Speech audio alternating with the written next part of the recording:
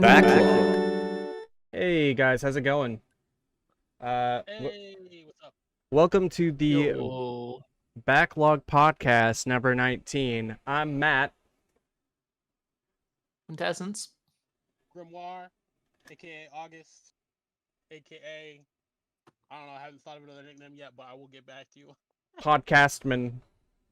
Mr. Podcastman. There we go. Mr. Podcastman. Senior Oh, dear. Podcastman. So guys, I hope you all had a good week. Anybody see any interesting movies, TV shows, or anything of the sort? It's been a kind of an interesting week. Like I haven't got to watch all of the shows that I would have wanted. Like I didn't get to catch up on everything, but like I've heard it through the collective grapevine of all the crazy shit that's been going on. Yeah. Like apparently Master Chief, according to the new Halo show, is no longer a virgin. What?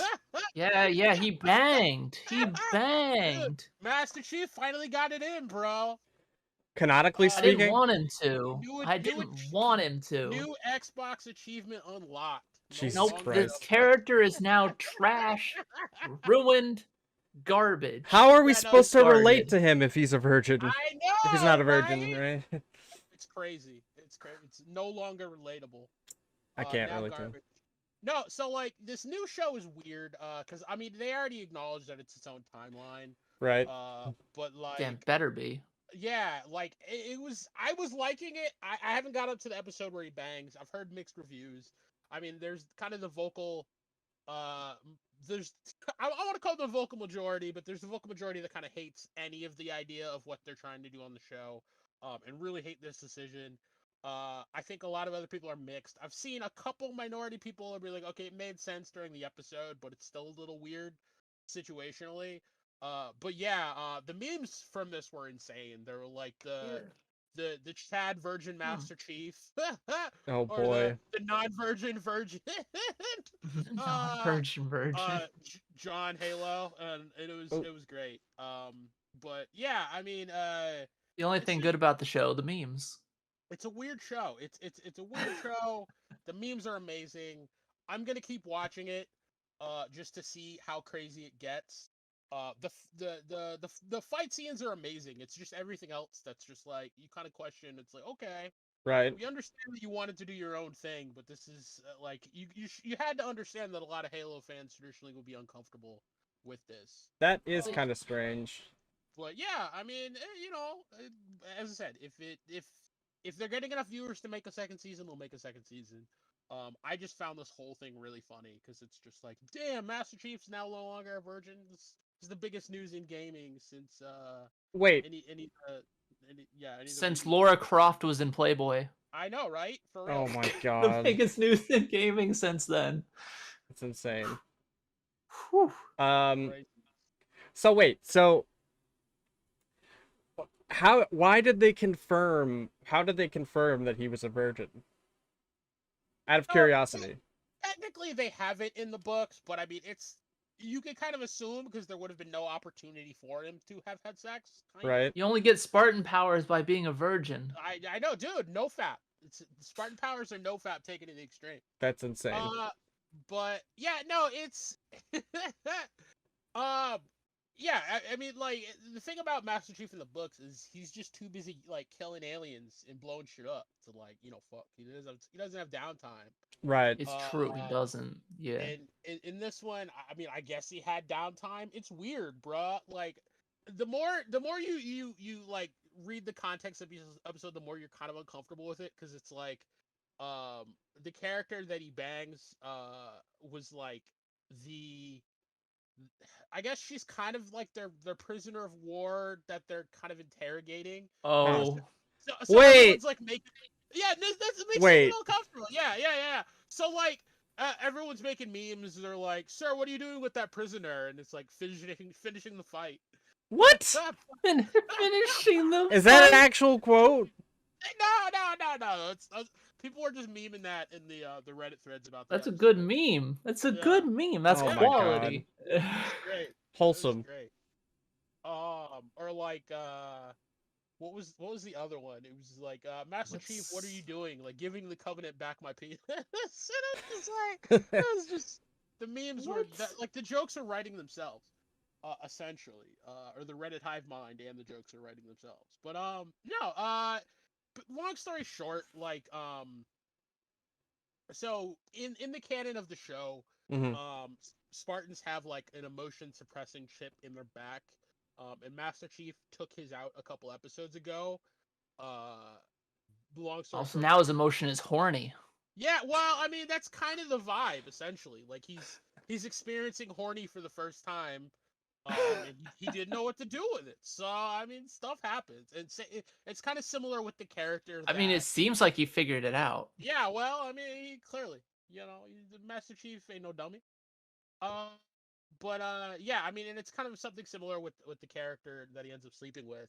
Like she's experiencing like human connection for the first time because she's essentially been like not for the first time, but she's been like trapped, or she's been like with the Covenant since she was a child. So like, Ugh, that had to um, be rough. she hasn't had to. Well, I mean, so essentially, her character has like I think what they're kind of going with is they both Master Chief and her have like some like Forerunner DNA, which allows them to access Forerunner artifacts. Right. So like she was kind of put in a position of power in the Covenant, and she's kind of been sent in as kind of a spy. And then Hmm. Master Chief and her have this weird like psychic Forerunner connection. So I mean, I guess it's just their way of getting closer. I don't know. But Psychic sex connection. yeah, essentially. So yeah, I mean, I mean, they're both good-looking people. What do good-looking people do? They bang. That's But how movies work. According to Netflix, they try not to bang. but couldn't stop it. The horny just got to him. Quiet, But wench. I do not want to yeah, be horny anymore. it'll be interesting to see how Gone. it'll be interesting to see how this affects the season going forward because I think like it's just awkward. It's so awkward in so many ways because like Cortana has also been like grafted onto his like consciousness. Hmm. So essentially she's like I'm not gonna say she's the unwilling passenger for all this, but she had to like sit in the background while all this happened, and it's just like it's so awkward, bro. How you gonna Maybe do that's Yeah. her fetish, dude. how you gonna do your girlfriend Cortana like this? Maybe that's her fetish. I Maybe don't she know. loves being cucked. It's Who knows? anything's possible. You never know, man. He's probably either taking notes or like trying to give Master Chief suggestions in his ear. Like The helmet stays on in bed. your hip 45 degrees to the right, something. I don't know. But no, it was yeah. From what I hear, it's weird. But I look forward to checking the episode out and seeing it for myself because the jokes about it have just been so crazy. All I keep hearing about that show is the helmet stays on. That's all I keep hearing. People The have been helmet complaining- doesn't stay on Yeah, though. That's people the have been complaining. problem. Yeah, people have been complaining because he takes off his helmet in the first episode. Right. Again, like the biggest kind of in video game joke about Halo was that the helmet essentially he'd only ever take his helmet off. He'd only ever take Someone's his knocking helmet on the back. door, dropping off something at the door. Oh, okay. So yeah. Apparently, I don't know. I'm telling I man. couldn't have known. Yeah. Dude, we're just following the Castle Super Beast precedent where like Amazon packages randomly show up mid show. Exactly. Yeah. Let me know when you want to go back live. I mean, Oh, we're it live, was we're live, supposed we're to be live. here tomorrow, but I accept today. I always love when shit shows up a day early. The worst is when shit will show up and they won't tell you it's been delivered. Because, like, I'm not the only one getting mail here, so sometimes shit will get, like, lost, and then I'll find it days later, and I'm like, I didn't even know this showed up yet. Because, it still shows up on the Amazon thing. Well, It's like, will be delivered. I noticed they've been taking pictures lately Oh, have for they? Amazon. That's cool. Yeah. So, Yeah, like, I have- probably because of all, like, the porch piracy and Yeah. people doing false claims that they didn't get things. I Yeah. haven't gotten any. I wish, because sometimes I'll be like, as I said, there's a CD I ordered the other day that like I didn't know I got, and it still says like, oh, it could be delivered June 13th, and I'm like, I would have had no way of knowing this unless Right. I just. But yeah, You got I a mean, minute till then. Yeah, Amazon's like Amazon is like evil, but like convenient, and that's the worst part. I love Amazon, all right? Our Amazon overlords are very gracious. Dude, I Uh, just love I love the pictures of like pre like internet boom Jeff Bezos and then like post billionaire Jeff Bezos. Like there's definitely a decided shift when like he just looked like a nerd and then he was like, "Okay, have money now. Now it's time for me to get jacked." And it's really funny. True.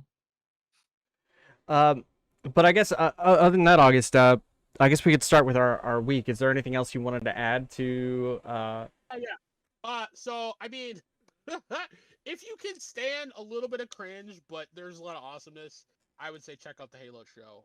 That's kind of my recommendation. It's not the games, so like you're gonna have to kind of give that up, Mhm. but there are some cool aspects of it. Does it get beyond a season or two? Who the hell knows? But you know, I've been enjoying the ride so far. It's been dumb but fun. Yeah. And that's all I can really ask. There are other good shows that are kind of wrapping up. HBO's Winning Time that wrapped up last week or the week before. That's the Lakers 80s Lakers one. That was cool. There's a couple other shows that are going on right now.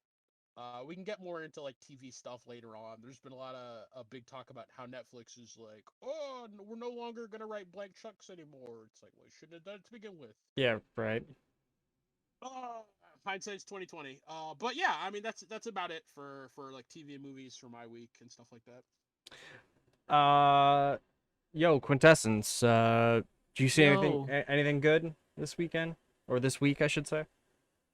Uh, no, not really. I haven't actually watched like anything except some like basically trash TV. I've just been watching Cutthroat Kitchen on Hulu, and Favorite kind of that's TV. been my life. Have you Okay. checked Yeah. out the new Iron Chef yet? Like I heard like Alton Brown is on it or something like that. I think that's on Netflix. No, I haven't heard that. Who is Alton I haven't Brown? seen that. I've never heard of that Alton guy. Brown? Yeah. He's basically a Food Network celebrity. He Oh. he hosted Good Eats, which was Yep. an extremely popular show, Mm-hmm. Fun show. where he basically broke down like everything about one particular food subject in the episode. Right. Um, and I suppose we can just delve right into weeks, which I didn't know if you had anything else you wanted to add to your week, Quintessence, if you did anything. Nope, just a lot of Path of Exile. It's been a slog this league. An absolute slog. Yeah. They completely revamped how the monsters like gain bonuses, and they're Is that just the kicking new? the shit out of everyone. Is that the new Sentinel update? I've been seeing that on Yes, it my. is. It is the Yeah. new Sentinel update. The monsters are just beating the living shit out of everything and everyone. Yeah. Path of Exile looks cool, but I literally get intimidated every time I hear about its like very kind of like anti, uh, like mistake, leveling structure. Like if you make a mistake on a build, you're fucked. You might as well just start over. I mean, basically, you would just like follow a guide. Like, Yeah, you follow a guide in the beginning, and then you like gain some knowledge as you go, and eventually, maybe you make your own build, or you just keep stealing other people's builds forever. yeah. But Right. it makes me like that whole game makes me sad in that I'm like, why don't they just let people respec easily? But I mean that's just not the philosophy of the devs, and it's like, oh, it Yeah, makes me sad. they're very old school. Yeah. Like, Yeah. pretty much any time that the lead developer, Chris Wilson, talks about Path of Exile, he always like references like Diablo 2. He's like, well, in Diablo 2, I would always enjoy X. Yeah. Like back in the And so I 90s, wanted to bring that to Path of Exile. I'm back like, in yes, my I day. also enjoy Diablo 2. However, it hasn't aged the best. I know. It's been how long since Diablo 2 came out? I'm just saying, things have changed since then. Uh, 1998? Yeah, I know, right? That hurts. August. There are Yeah. people above drinking. Oh, I feel myself getting older just talking about it. Beard is growing. August, was there anything else I forgot to ask, and I think I might have mentioned it, but was there anything else you wanted to add to your week before moving on? No, it mostly just TV. I mean, Word. it was just TV and kind of chilling, TV and work. Uh, Yeah, Backlog, how was your week? My week was good, man. I spent a lot of it. I boy, what did I wind up doing? Just of course, editing, shocker. And then I started going to the gym, but Hey, I haven't been delving into it super hard. I've just been, going there and just going on 30-minute walks, just to start. Um, oh, something. It's better than I've been doing. I need to get back to it. Oh, I only went twice this week. yeah, I need to get to the gym. Um, Let me look at the time. going 30-minute walks. Which has been nice. I've already feel a lot better, and I also did a little bit of Aerodyne bike, which I love that. I've never I done love that. general. Yeah, biking. A little what? I Oh, love biking. just stationary bikes. Yeah. It's one of my favorite forms of exercise. Like you just throw up a TV in front of you, you just go for like an hour or two. Yeah, those things are actually pretty intense in terms of like cardio, like more so than I thought it was gonna be.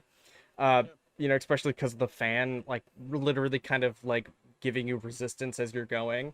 But also, cool part of using the Aerodyne bike is the fan itself keeps you cool as you're as you're biking. That is cool. So you're literally cooling yourself off as you work out. Sign me up, dude. Sign Yeah. me the hell up. And Has it been hot when you are Quintessence? It's been hot around here. yeah, it's been pretty damn hot. No, I live in Washington, and Washington is quite cold by Okay. default. Well, Western Washington is. I mean, we're closer to no, wait, we're probably like, you're the most northwest state, right? Yeah, I'm like 2 hours from Canada. Yeah, we're also, well, we are not 2 hours like from Canada. We're like four, Yeah, 4 or 5. Get 5 hours, wrecked. Yeah.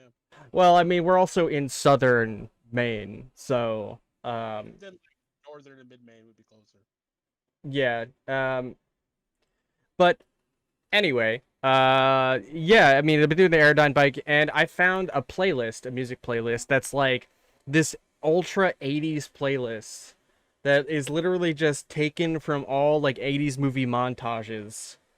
And like, people made like a remix of it, and they put like movie quotes inside of it. So like, they kind of made this mix of like a 1 to 2 hour like workout Sounds kind of awesome. YouTube video. Honestly. Yeah, it's pretty rad. Like, I mean, it's not 80s, but they threw in like lines from like Mortal Kombat, and then they put in like what is it, Kickboxer, like quotes and stuff, and it's Like, pretty you should, cool. You should like find your best like 80s workout cosplay outfit and like throw it up on your Instagram. You just want me to go to the gym and Exercise montage. Grow out your hair. Yeah. exactly, yeah. Wig, not a wig, just I also No. I also had um I work with a guy who has like the sweetest mullet I've ever seen. Straight up all curls. Tony Iron Man like 90s show mullet. Yes, actually, yeah, pretty close, except it's more like rounded at the top, you know? How can someone still have a mullet? Uh, He's living in whatever time he wants to live in, and I respect it. I think he's younger than me too, so, I mean, hey, whatever, man, you do you. I think they should outlaw the mullet. Outlaw It the should be mullet, illegal to dude. have a mullet. Forget abortion. Can't do that to rights. people. Real crime in this world is bad. It really is. It Uh, really is. I mean, some people rock it, but usually they always want to look weird to other people. There's something about it. I don't know. I think it's like an attention-seeking haircut. Business in the front, party in the back. Exactly. That hairstyle rights back to the states. That's all I'm saying. Oh. But yeah, I think other than going to the gym, I beat Circle of the Moon on the Game Boy Advance. Oh, congratulations. Yeah, that game is harder than Aria of Sorrow, in my opinion. A lot more grinding than I would prefer in my Castlevania game, just because, like, you have to grind to get items to get better drop rates. So you have to get like to get a gambler's arm brace. Like I got 2 of them.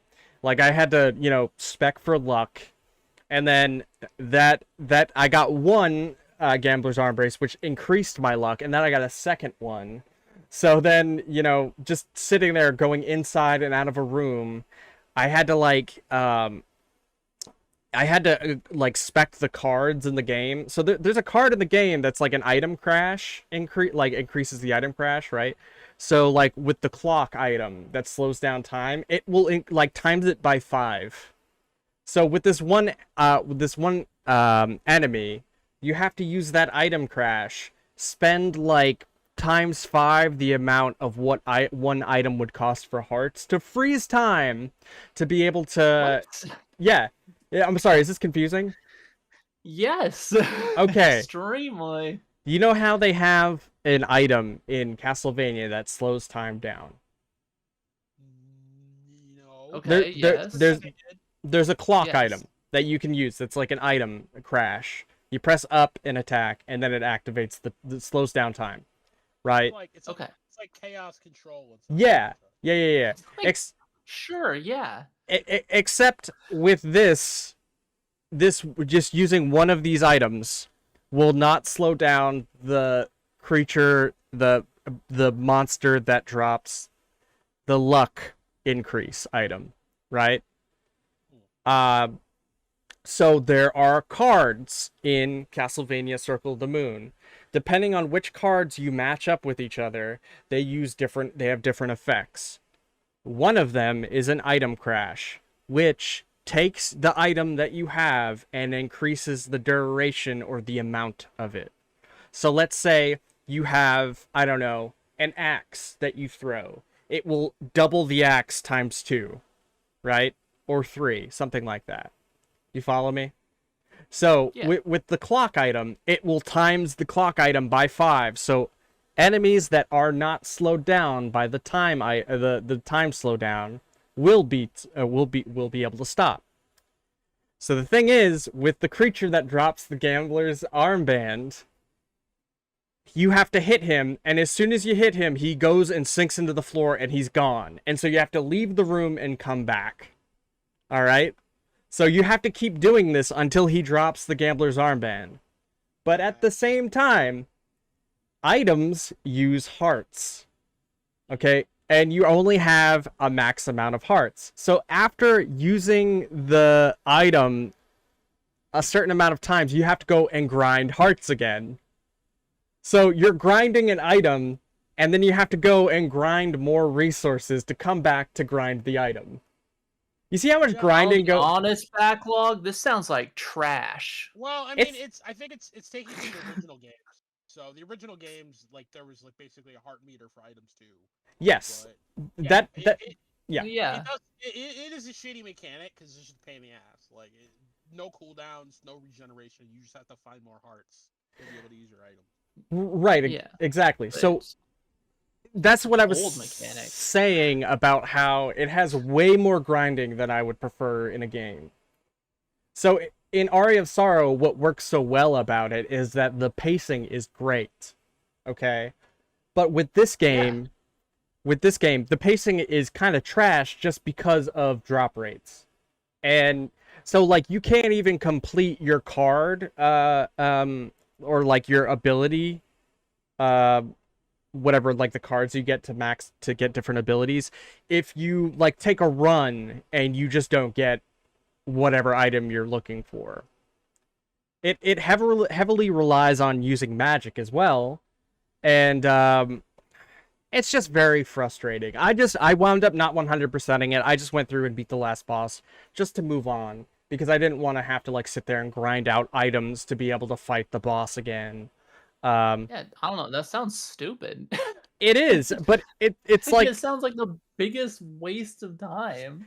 But it's like soul farming, but 10 times worse. Yep. Yeah, it was pretty rough. But the thing is, I give it a little bit of a break because it is the first Castlevania that is on the Game Boy Advance that came out. So it was they're testing the waters, and they really kind of perfected it with Aria, which was the last one. Play the By making DS it a ones different after game? this? it still takes ideas from Circle of the Moon. But what was that, August?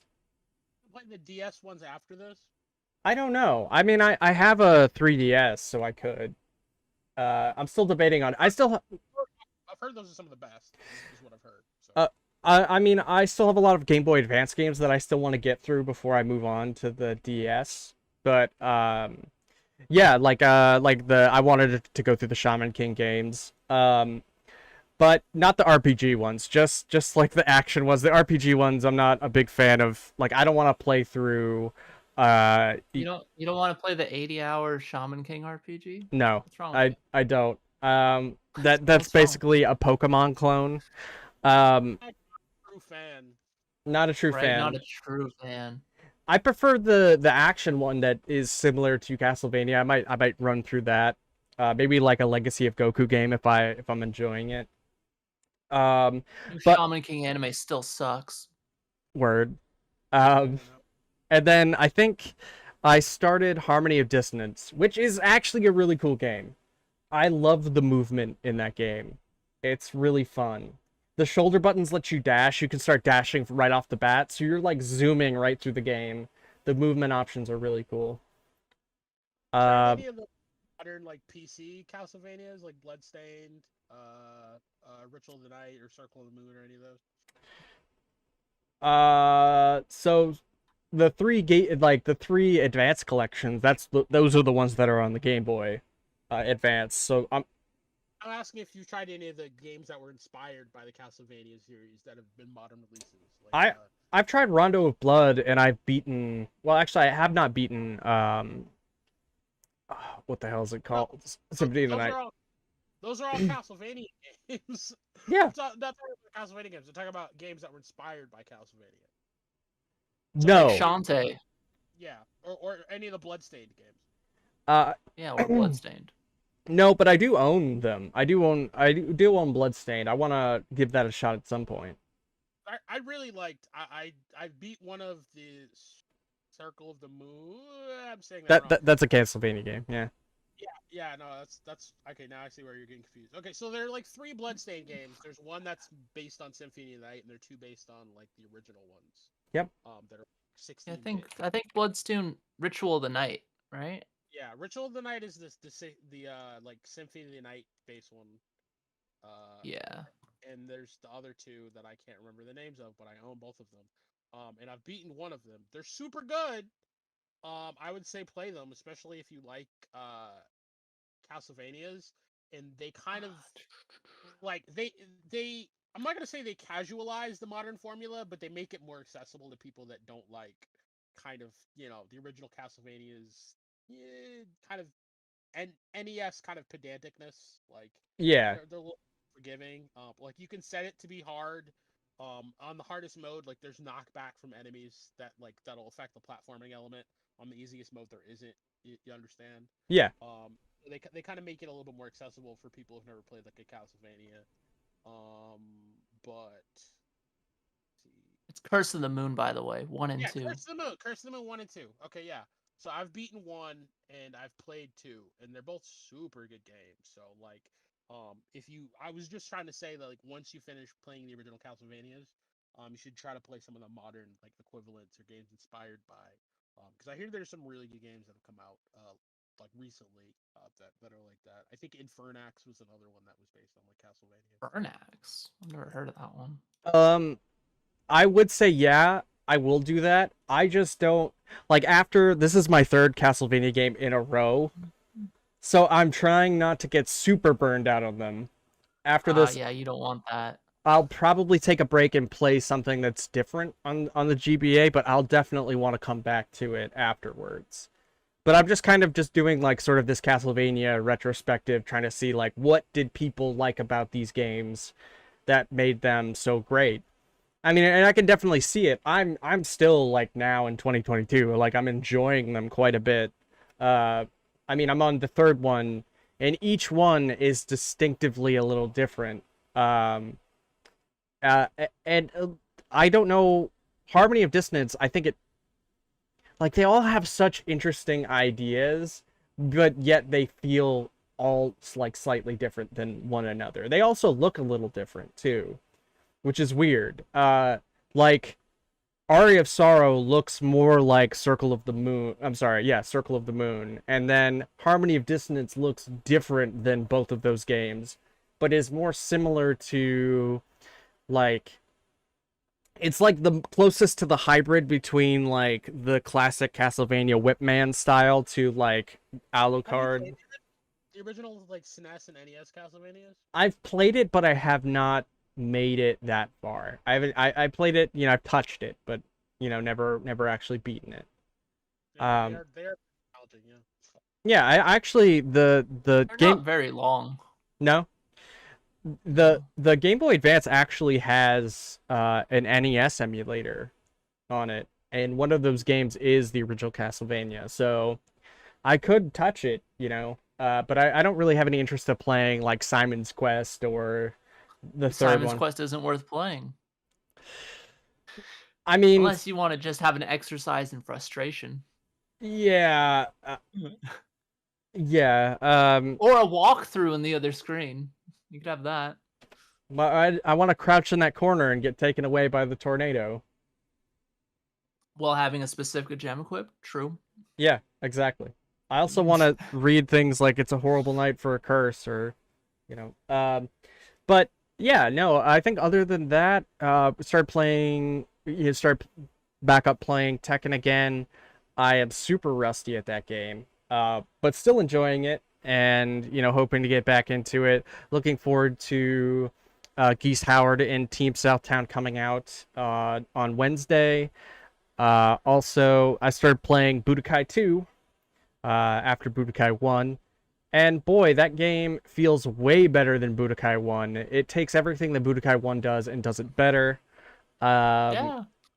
Yeah, I mean, I don't think That's kind of how Budokai works. It's like, wow, one's it's okay. It's a nice starting point. Oh wow, 2 really improved things. Holy shit, 3 is actually really clean. And then oh wow, Infinite World? Yeah. Huh, okay. It- It's the rare increase in quality instead of decrease in quality. yeah. And it also feels really good. I've started messing around, like trying to figure out new combos and stuff. The cool thing about it is Goku nearly plays the same in each Budokai game. They just take his moveset and start increasing on it. So you can take Of the Budokai game? what's that? See the Ryu of the Budokai game? Yeah, pretty much actually. Yeah. You can take what he does and like carry it on to Budokai 2, and then also, you know, he has like added combos and stuff. And it's really fun. I'm really enjoying it. The board game's a little annoying though. It's awful, and it comes back in Infinite Worlds. I Those games are to like Kakarot or Xenoverse, because I actually just bought Kakarot, so I'd be interested to see like how much has changed, how much is different. I mean, it's a different genre, so Yeah, those are completely different. yeah, they're You'd have to like compare Kakarot to like Sagas, and yeah, nobody likes and- Sagas. oh god, maybe I should play through Sagas eventually, just for the lulls. Play is a special word. Man, that No, game I don't sucked. think it really applies to Sagas. Yeah. But Well, isn't Xenoverse kind of similar to the battle system of Kakarot, or are they still different? I don't know. I have not played They're Kakarot. similar. Xenoverse is closest to like Tenkaichi. Xenoverse is closest to Tenkaichi. Oh yeah, I guess so. Yeah. Yeah. I do like Xenoverse though. I think Xenoverse is a good game. But anyway, But Kakarot's pretty close to to Tenkaichi Xenoverse. too. Oh, okay. Yeah. But anyway, I think that was pretty much my week, man. Did we want to move on? I actually picked out some of the questions that were thrown into the backlog Discord, and I was wondering if you guys wanted to start with that today instead of moving on to current events. Oh, we've never done questions, so I'll be down. Yeah, sure. Hey, look, Sounds fine. it's a kitty. Yeah, welcome special guest, Kitty. All right, guys. So my old baby. I actually I love her little like white undermane. It's so cute. For a kid. is she a tabby? Yeah, like a tabby calico mix. Tabby calico mix. Okay. Yep. So I saw this question and I had asked this I think a few weeks ago, but ironically August was not on the podcast when I asked this question, but I want to hear what he has to say. What movie did you love as a kid but does not hold up today? And also this goes to the chat too. I'm curious to see what you guys have to say. Shit. I know my movie for sure. That's actually really hard for me because, like, if I like a movie, my opinion on it doesn't tend to change. Wow, okay. Even when I'm a kid. Shit. That's a good question. Do you want Quintessence to go first? Cause Let him go first because I gotta think about that one. all right. All right. My movie that I really enjoyed as a kid was Disney's Blank Check. Ooh, okay.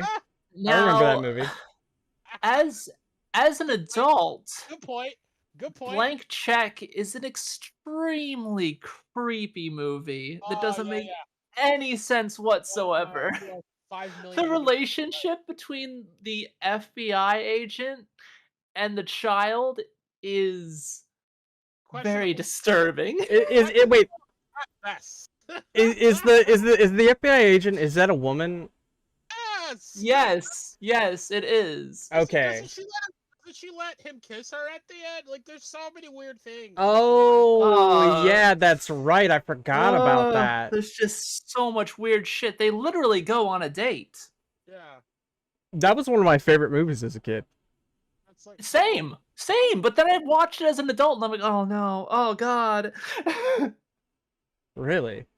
Yeah, no, people that was brought up in the Reddit thread comments about this exact same topic, and like someone was like, yeah, she probably joined the FBI to get access to the pedos. to the pedo stash, yeah. I'm like, it's just so creepy. Like what? Like it's just. Oh man, like that entire situation just makes you more and more comfortable the more you think about it. Right? It's so bad. It's Like so at bad. best, she's using the kid to do her job, and at worst, it's just she's either blissfully underwear or just a creep. So it's like, I don't. And like, I'm gonna go with creep. Yeah, did the kid even learn a lesson at the end? I don't No, even know. no, there's no moral to the story. He literally gets away with everything. Oh my god. Like, that's right, Yeah. yeah. So they double down on no consequences, pedophilia, and nonsensical plots. There's basically no redeeming quality technically for the movie. Uh-huh. It's just a shit show, and it's amazing that I enjoyed it so much when I was younger. Yeah. Yeah, no, that's fair. I think I saw that originally when it came out. Well, not when it came out, but like when my mom used to work at a video store, and like on my days off during the summer, I would pick out movies, and one of them was Blank Check. And that's like kind of when I was like, oh, this movie looks amazing, and oh, I get to be a kid with $1 million, and there's no repercussions. And like wait, how is it that like in the real world, like their parents would be fucked for years and he would be solely responsible for that? Like, it's like now kids, like, they're gambling with their parents' credit card or whatever mobile app, and like hasn't there been stories of like parents just getting screwed by like credit card bills because of it? There was one that kid racked up like $30,000 in debt or some nonsense. Right. Let me see. I would say I think I have a couple of them, but I would say, oh my god, what the fuck is that name of that movie? I used to like a lot of bad action movies, but probably Guyver, the first Guyver movie. Oh man, Guyver doesn't hold up. It does not hold up. I thought that was the coolest shit ever. And, honestly, as an adult, I still think it's cool, but only because I can see the potential in what they wanted to do, but realistically, it's just a stupid schlocky movie that like has literally a 30-minute chase scene in it. I'm It not sometimes kidding. makes Power Rangers look mature, which is an unfortunate thing to Right. have. And like it was barely, it had like a couple of action scenes, but just I honestly they were like, oh well, it's not a full-length movie and we don't have enough material or budget, let's just make a 30-minute like chase scene in it. And so they did, and it was just really bad. And I don't think I could recommend it to anyone unless you like bad movies and you like kind of like experiencing just dumb shit. But if you're just like an everyday person, and you're just like hanging out with your friends, like I don't think I could honestly. I could say this to August. I could be like, August, you want to watch Guyver, the first Guyver movie? And he'd probably be like, yeah, this movie sucks. And I'd be like, yeah, it does. And then we would have a good time. But not And everybody. I'd be like, no, guys, let's watch Guyver 2 instead. Yeah, Guyver 2 is a way better movie. And also really dope, has David Hayter as the main character, who plays Solid Snake, and the action is also better. But yeah, no, Guyver, the first Guyver movie, and I think the other one was something easy. Shit. It's like, it's funny because I think of it, maybe Spawn. The first Spawn movie. Yeah, the Spawn movie. Or Waterworld. Spawn as a kid? I did watch Spawn as a kid. Wow. These are not kids movies. What? Yeah, that wasn't a kid's movie at all. My dad used to watch, well, the thing is my dad let me watch like action movies. Guyver is more understandable because it kind of looks like a kid's movie, but Spawn? I mean, people die in Guyver. I mean, it is kind of like has horror elements. Yeah, no, it does. But if you look at Guyver, you're like, oh, that looks silly, like Power Rangers. Yeah, but Spawn. That's what my parents thought, and then we put okay. it on, and we're like, oh, this is actually not Power Rangers. This is very much not Power Rangers. As the guy like gets impaled, ooh yeah, nope, not Power Rangers. Spawn, for me, like even as a kid, I knew Spawn looked bad, but I still thought it was awesome. I don't know. I liked it. I really liked that movie as a kid. Spawn was at like that odd time for like comic book movies, like before they really like hit their stride. Figured themselves out, yeah. Yeah. I mean, I still think it has cool ideas, but again, I just don't think it pulled it off very well. But I think overall the movie had like a lot of heart in it. And then Waterworld, I don't know why, I just thought that movie was fucking cool as a kid. Like, you know, for whatever reason, the scene where the dude like pisses in that machine and then it just turns into drinkable water. For whatever reason. Well, like, and my question is, if you can turn piss into drinkable water, why can't you turn seawater into drinkable water? It doesn't make any sense.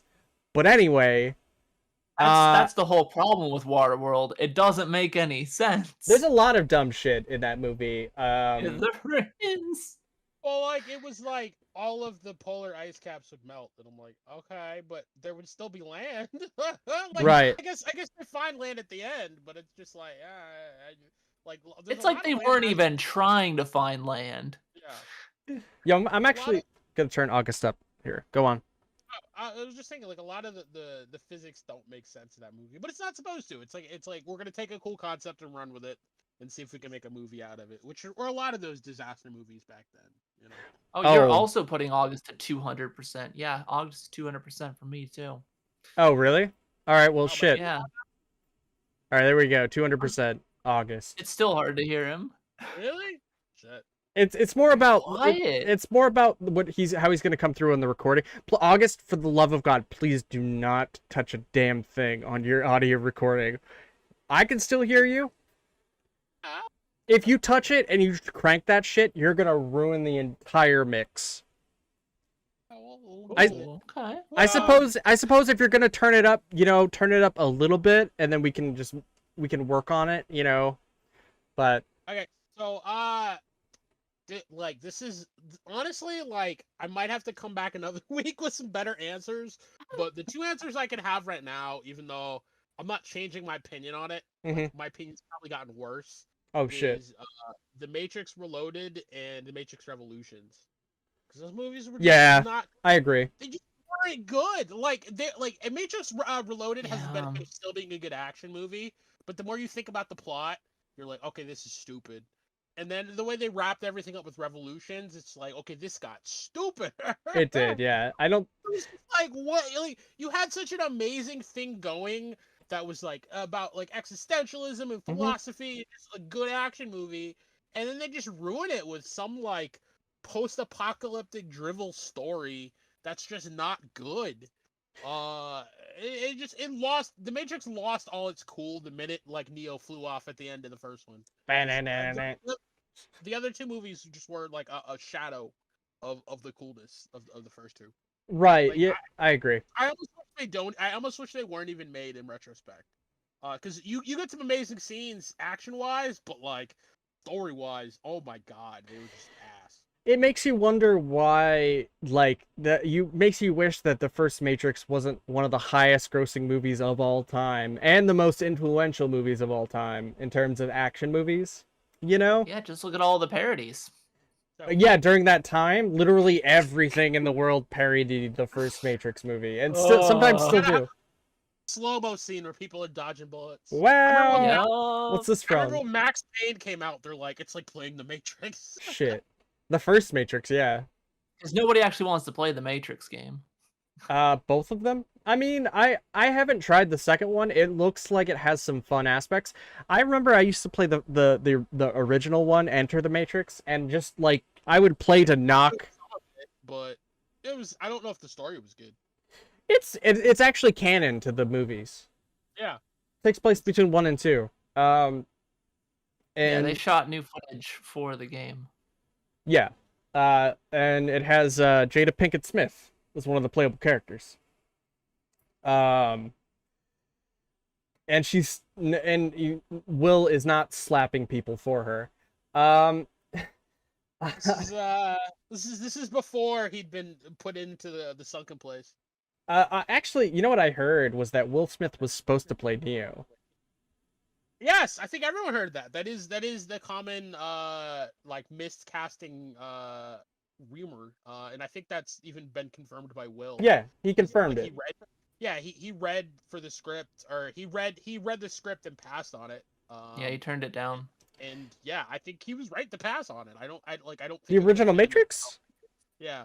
Well, because I don't know about that. He would have made it. He would have made it a Will Smith movie, because every movie he's in is a Will Smith movie. Yeah. And like it might have been good, but I think Keanu Reeves is kind of like disaffected tech boy kind of fits the character a little better. Maybe, I don't know. Will Smith might have done a great job at it. There's no way of knowing. That's It rocketed Keanu Reeves to stardom, so I mean, Yeah. good for him. That's like alternate timeline. You know, what ifs. True.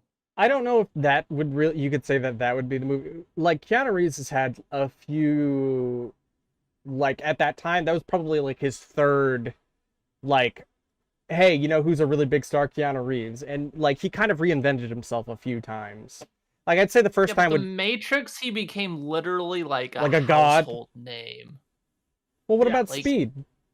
Everyone knew. Didn't he like kind of semi-retire After The Matrix. after Speed though? Speed and I think he did, yeah. Speed and what was it called? The one where he jumps out of a plane. Point Break? Point Break. Yeah, I fucking love Point Break. Oh boy. Point Break is a gem. It's a great It's movie. so stupid. It's so stupid. I love it.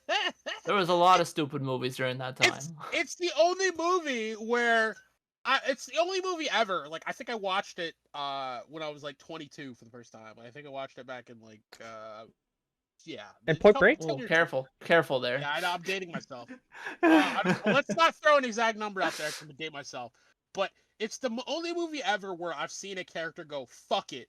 I'm just gonna jump out of a plane without a parachute and hope I can catch up to the next guy with a parachute. That's so insane. Fucking crazy.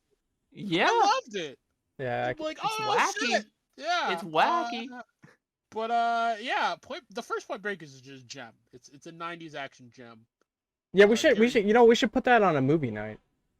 Dude, honestly we got to start doing more retro reviews because I'd love to do reviews of some of these old crazy movies, especially with the new Top Gun coming out, which for some reason is getting great reviews. I don't know why. I've heard the same thing. I've heard it's actually really good. It weirds me out that Tom Cruise is still getting great reviews for a Top Gun movie in 2022, but it is what it is. I mean, you know, a bunch of things are just randomly coming back, so why not? Yeah. I suppose with that that. I had one more. Go for it. The Goonies. What? No, that holds up. What are you talking about? I don't think it here. holds up because the entire context of it is extremely screwed up. Well, yes, but that was the 80s.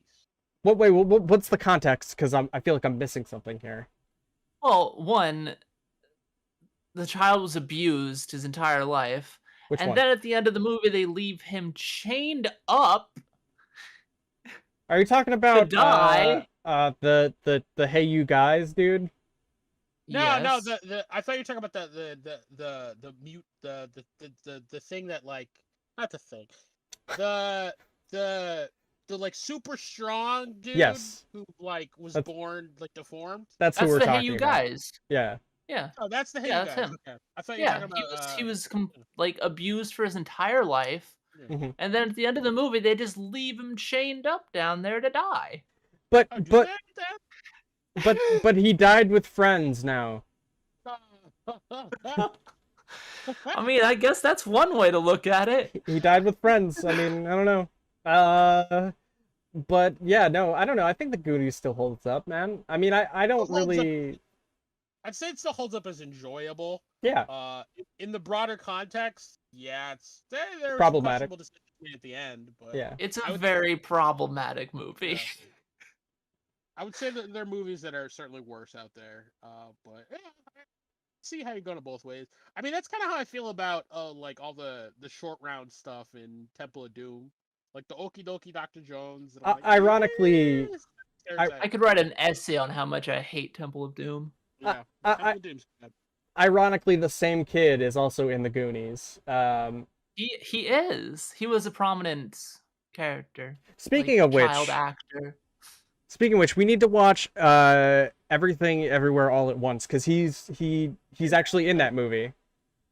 Oh, is he? That's yeah, neat. he actually retired from acting and he came back specifically for that movie. He came out of retirement. That's pretty cool. Yeah, and I suppose with that, we should probably move on to the next question. Okay. And this is a little, I'll be specific. What product placement was ruined by a movie? What product was ruined by a movie? I know mine immediately. Yeah, go ahead. It's Power Rangers. The Power Rangers reboot, Krispy Kreme. Ooh, okay, yeah, that's an easy one. Every single excuse under the sun to direct people towards the Krispy Kreme, to say Krispy Kreme, Krispy Kreme. No, I would say, what's it called? It was so dumb. Oh, it's under the Krispy Kreme. What's that Fucking zombie kidding movie me? with Woody Harrelson? Zombieland? Yeah, that did some annoying Twinkies? things for Twinkies. Yeah, I was a little over how much that movie talked about Twinkies. I kind of enjoyed that. At the end, I was like, okay, I'm tired of it. We get it. He likes Twinkies. The guy got a little tiresome. He did it in 2 also. Oh, does he? I haven't seen 2 yet. Yeah, I actually haven't seen 2, but I hear it's pretty good. It's different. Yeah. I don't think different. That's a movie that didn't need a sequel, I don't think. Yeah. The first they one went with like the zombies are evolving plot line. So the same Schneider is it Schneider? Zack Snyder? No, Zack Snyder. Not Rob Schneider. Yeah, Army of the Dead. Snyder. Yeah, that kind of thing. All right, yeah. Oh, here's some normal zombies. Normal zombies are boring. We need super zombies. You know, Left 4 Dead started it with the special infected. Okay, he's just finishing it. But no. Speaking of zombie movies, did you know the Max Brooks that wrote World War Z, the book? Mhm. Actually, Mel Brooks' son, like Mel Brooks, like History of the World, Blazing Saddles, all those comedies and stuff like that. I Mhm. Yes, found out. a master of film, Mel Brooks. Yes. Yes, yeah. Apparently, his son is the writer of World War Z. Oh wow, I didn't know Yeah. that. Does he Did go you? Yeah, under? you win some, you lose some. Did he go under a pseudonym? I heard that book's great. No, his name is Max Yeah, no, Brooks. the book's good. The movie's just awful. You know They took it a little who? too literally. You know who like went under a pseudonym was Stephen King's Movie son. should have been better, but I didn't hate it. Yeah, no, I heard that like Joe something, right? It's not King. It's something else. Yeah, because he didn't want Joe King. There are many his dad's too. name. His real name is Joe King. Yeah. That's understandable. Separate yourself so you're not just like carried by your father's fame or compared to him. Well, he specifically did it because he wanted to see if his work was good enough to. Yeah, exactly. That makes sense. But I mean, people found out anyway, so it doesn't. Oh, it's the internet. You know, whatever. It happens. I'm trying to think if there was a product placement that kind of fucked with me. I don't know. I mean, I would say that product placement inside of oh my god, what the hell is it called? Transformers fucked with me, but that I don't like those movies anyway. So you know what? I'll just say overall fuck Transformers. Um, but yeah, I guess I think the first one's enjoyable as kind of like a dumpster it's not. watch. First Yeah, one is I think enjoyable. I think you're both wrong on that. But go on. Second one is like negative points. Like that movie should have been No, made. I can't help but laugh at the stupidity of the first Transformers movie. Second one is a garbage fire. Third one is also Oh yeah, of enjoyable. course. The second one's so fucking boring. I didn't like any outside of the first one. First one and third one are the only two movies I'll watch. After that, meh. Not even the Marky Mark one brings me back to the franchise. Somehow they screwed up Dinobots, and Dinobots are like the easiest thing to get right. What do you I don't mean? get it. I've heard the Bumblebee prequel is good. I just never watched it. What do you mean? You don't like Marky Mark, the scientist from Texas? He's from No, Texas. No, he's got a Boston. I know the accent. He's got a Boston accent from Texas. I love. He's from Boston. He's from Texas. I'm sorry. Boston. I'm sorry, Austin, Massachusetts. Austin, Massachusetts, for real. Oh Yeah. my god. And that movie. Save us. Oh yeah. Uh, T.J. Miller gets killed in that movie. That might have been some other people's favorite parts. I don't know. Do you like TJ Miller? Or are you indifferent? I'm indifferent. I think he's just a guy. I don't know. He's I don't alright. care much for him. He's annoying. I loved him in Silicon Valley, but I hear that he's a nightmare to work with in person. Keep in mind he did have brain surgery, so it might not all be his fault. But So I'd recently heard about him. I guess he's Damn. he's bipolar. He was like undiagnosed in a lot of manic episodes when they were filming. So, not that that's an excuse, but still. Sounds Yeah, like you're yeah. making an excuse. yeah, no, he. That's he- just he- what I've heard. Nobody made an excuse for him. He sounds like he has a lot of issues, and I mean he's a funny comedian, or he can be funny in roles. I guess I don't know about his stand up, but yeah, I mean I think he's got some personal shit he needs to figure out. But so does everyone. So. I liked him in Sort that Deadpool. shit out. At least he's not Ezra Millering, women around Hawaii. True. He's not throwing chairs at people. My goodness. The memes I've seen about Ezra Miller just showed up like a kaiju and terrorizing Hawaii. So great. Like I saw one about it was a Metal Gear Solid joke about like the Miller Everywhere system. Oh my god. The Ezra Miller's just popping up. Master just Miller. terrorizing Hawaii. I Yeah. died. But yeah, I don't know, man. So yeah, I mean, an update on the Ezra Miller. Oh shit, situation. there's another update? Yeah. So yeah, DC He got fired and replaced. DC officially dropped him. Yeah. Okay. They're gonna Yeah. go with someone else for the They are done with him. They have completely wiped the slate clean of Does that mean- anything Ezra Miller. The video finally released of his arrest, and he's legit trying to fight the cop, and it's like, bruh. Oh my Yup, god, you dude. can't fight that. Um, That's some solid evidence right there. how Okay, so They're legit trying to fight the cop. Sorry. how are they But gonna? yeah, What are they gonna do with that Flash movie then? Are they just gonna drop it all together? one knows. I suspect the Flash will return to his home planet. No. I mean, maybe he'll like run Prison. into the Speed Force and like another face will come out and we'll just be like Speed Force shenanigans. Maybe they'll just like like in Young Justice where the two like Flashes are running next to each other and the other one just gets wiped out. I don't know if you saw that. Yeah, that could happen. But yeah, apparently they're gonna replace him. So All I right. feel bad because I liked Ezra Miller as the Flash, but their personal conduct was a little crazy. All right. What's up? What's up, Quintessence? No, it's just no, he's batshit insane. He definitely is. Yeah, he's cuckoo for Cocoa Puffs. Yeah, I don't understand Yeah, how someone could be that they loony. need some help. They need some help. I don't know They if it's do. drugs. I don't know if it's alcohol. I don't know if it's another mental issue. But yeah, someone needs some help. All right. So moving on.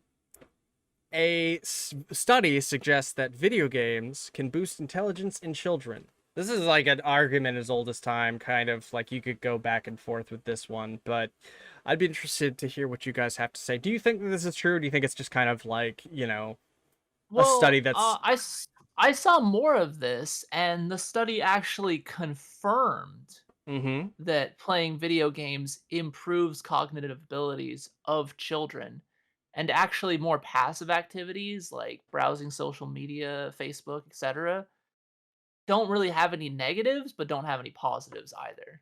Yeah. I would say video games give people the ability to kind of use parts of their brain they don't normally use in most situations. Mm-hmm. Like 3D spatial mapping, kind of like I don't know what the term is, but kind of like static memory where you need to like remember certain things to like use them later.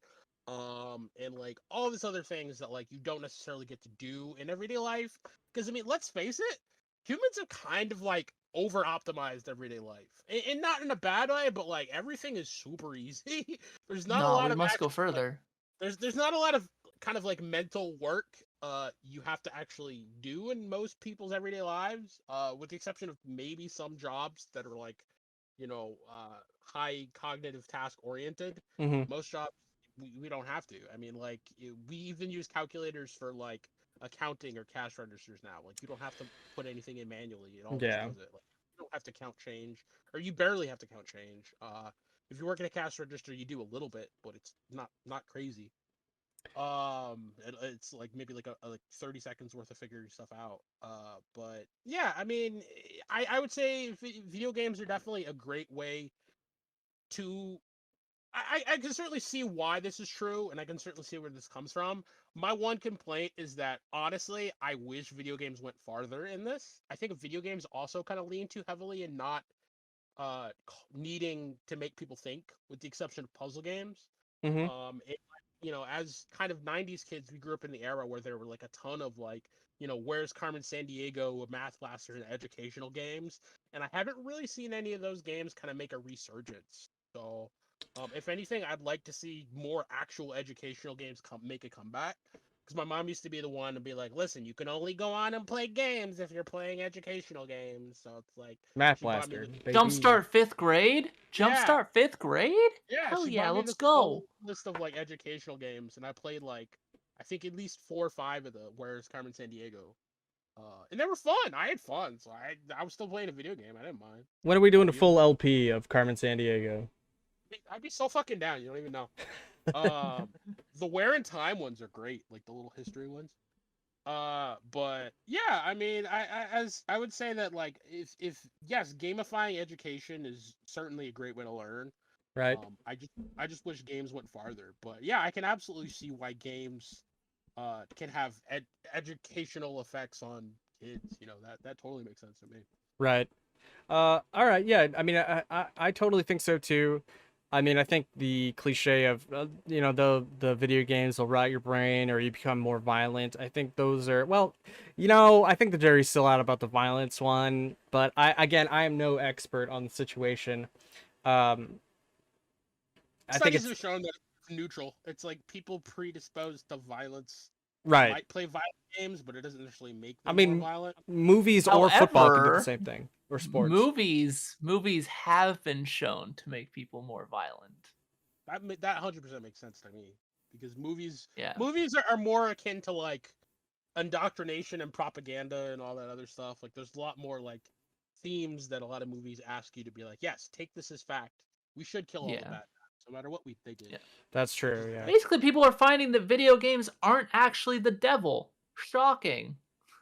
So it's kind of funny that we're I guess like science and like the science might take another 15 to 20 years to develop, but I wouldn't be surprised if eventually they get to the point that like movies have had a more damaging effect on society than anything video games have ever done. Because with video games, like you're not story usually takes a back burner to just gameplay. Like most people don't really care about stories, even when you're playing through them. It's just set dressing for the game mechanics. It doesn't really get you, fired up about anything or invested. You're just like, I'm here to shoot aliens or zombies or, whatever we're fighting. Whereas, like movies try to get you invested to care about the character. But that also has some weird psychological effects because humans are like susceptible to other people's viewpoints, especially when they like them. So if I like the character, then I'm gonna agree with what they're doing, even if it's an ethically questionable action. So yeah, I wouldn't be surprised if movies have had a worse effect on society. Listen, I know killing all these people is bad, but hear me out. I'm the Joker, baby. He's right. He's the Joker. I'm just saying. In fact, he is the Joker. I like him. He's funny. You should be allowed to kill all What a clown. To quote Wooly, them white kids sure love the Joker. It's kind of true. It's true. There's a stereotype. I mean, I've met people that have Joker tattoos, and I can't say I'm surprised. Wait, like the forehead tattoo? No, not damaged. Not that. Okay. Like Okay. Or like girls who have the Harley Quinn tattoo, and I'm like, bro, like it's a red not flag. a red flag. It's a red flag. It's a red flag. This bitch is crazy. If that's not putting a red flag on your body, I don't know what is. I really don't. I'd be like, do you like her because she has a PhD? Because I'd be like, that's the only thing I'd want to emulate about Harley Quinn's life. Yeah, no, she's actually a genius. Yeah. But I think you're focusing on something else. Yeah. Getting abused by people. I love it. But Wow. So very. So I guess moving on. Did anyone see the poster for the Shin Kamen Rider? I did. It's so red that Mark would be proud. I can't even say it. But It looks like, I don't know, like a Kamen Rider documentary. it's like very 90s. It's very classic Kamen Rider. Right. Weird. It's just weird. Yeah. Do you think It's interesting to see where it goes, but it's weird. So has Kamen Rider? So you guys know more about Kamen Rider than me. I'm kind of getting into a little bit because of you guys. But like Super Sentai made it big in the States thanks to Power Rangers, or at least there's a parallel there. People kind of understand it. Did Kamen Rider ever actually make it big in the States, or has it always kind of been underground like anime? It never really made it big in the States. it tried? We had a couple like localization weird Power Ranger shit things going on with Kamen Rider, but they didn't really take off. They didn't do too terribly well. And they were kind of like shoved to the side by whatever networks they were on. Right. Yeah. Kamen Rider is having like lately Kamen Rider is kind of having like a breakthrough because like some American labels have actually picked up Kamen Rider and it's actually becoming more readily available and it's growing as a franchise in the States now as opposed to before. Also, Oh, I'm sorry. What were you saying? Real quick, I want to make a shout out to Bob22115. Hold that L in that ban. Anyway, go on. What do you do? He just came into the chat and is like, "What's up, douchebags?" I'm like, banned. Hold that. Hilarious. Ah, He might have meant that whatever. endearingly. Yeah. Eh, But I don't care. I don't know. Yeah, hey man, don't come Yeah, and try pretty and insult me. much. Not And- not hard. Not hard to be nice. Anyway, I was gonna Yeah, say, it is. what's the what's the difference? Am I right in assuming the chief difference between Power Rangers and Kamen Rider is Power Rangers is aimed at like maybe like the 7 to 10 demographic, and Kamen Rider is more of like the 10 to like 15 demographic. So it's kind of muddy. Like, so Super Sentai is aimed at like between roughly 5 and 12.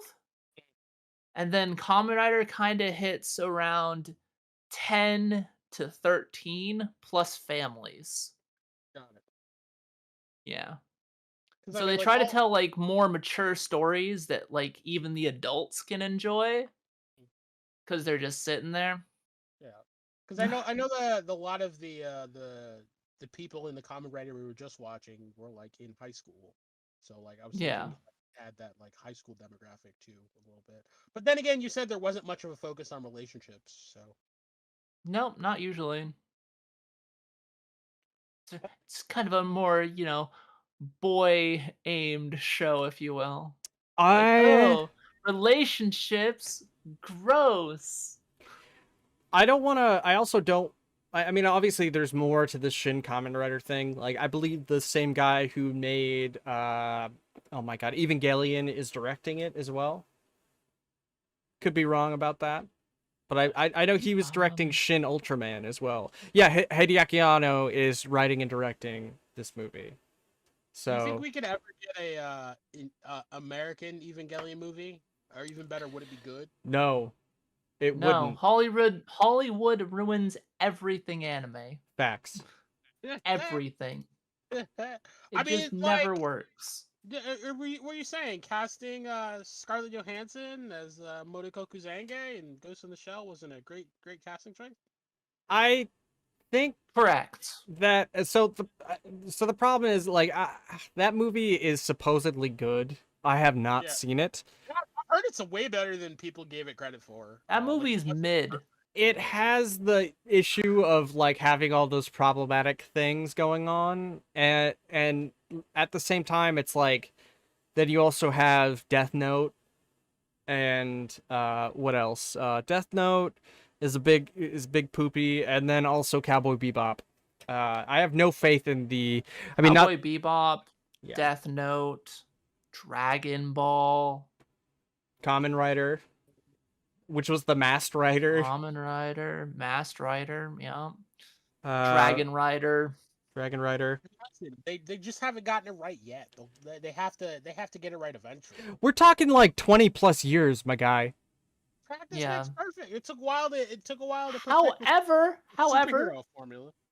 Battle Angel Alita, Was really good. good. It was good. It stayed close to the fucking source material, and it turns out when you do that, you make a better movie. Right. It's wild. Yeah, It's almost like they actually read the manga. Shit. Whew, crazy. Oh boy, you know what? I think we should skip straight into with this news here. I feel like talking about this right now.